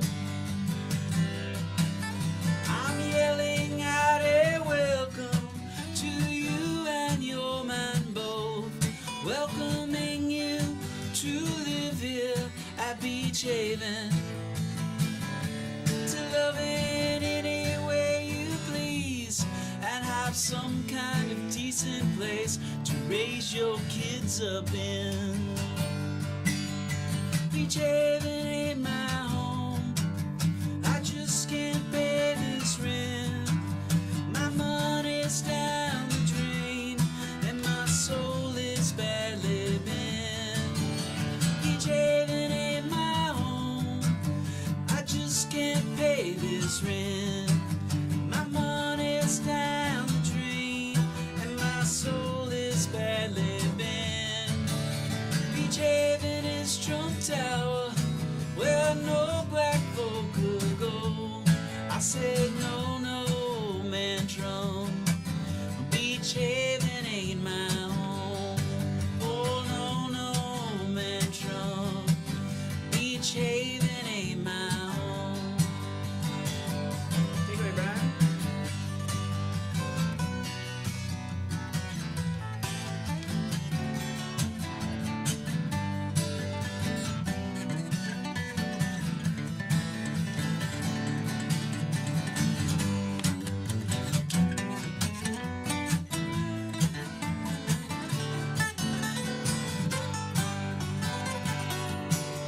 I suppose old man Trump knows just how much racial hate he stirred in the blood pot of all those human hearts when he drawed that color line down here at his Beach Haven Family Project.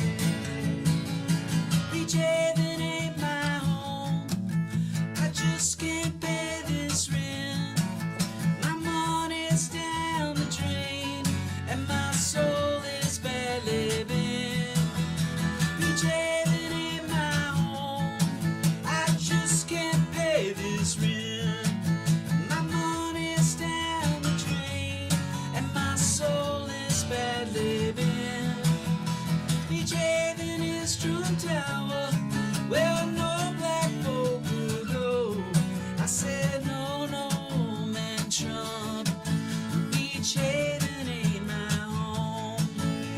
No, no, man Trump.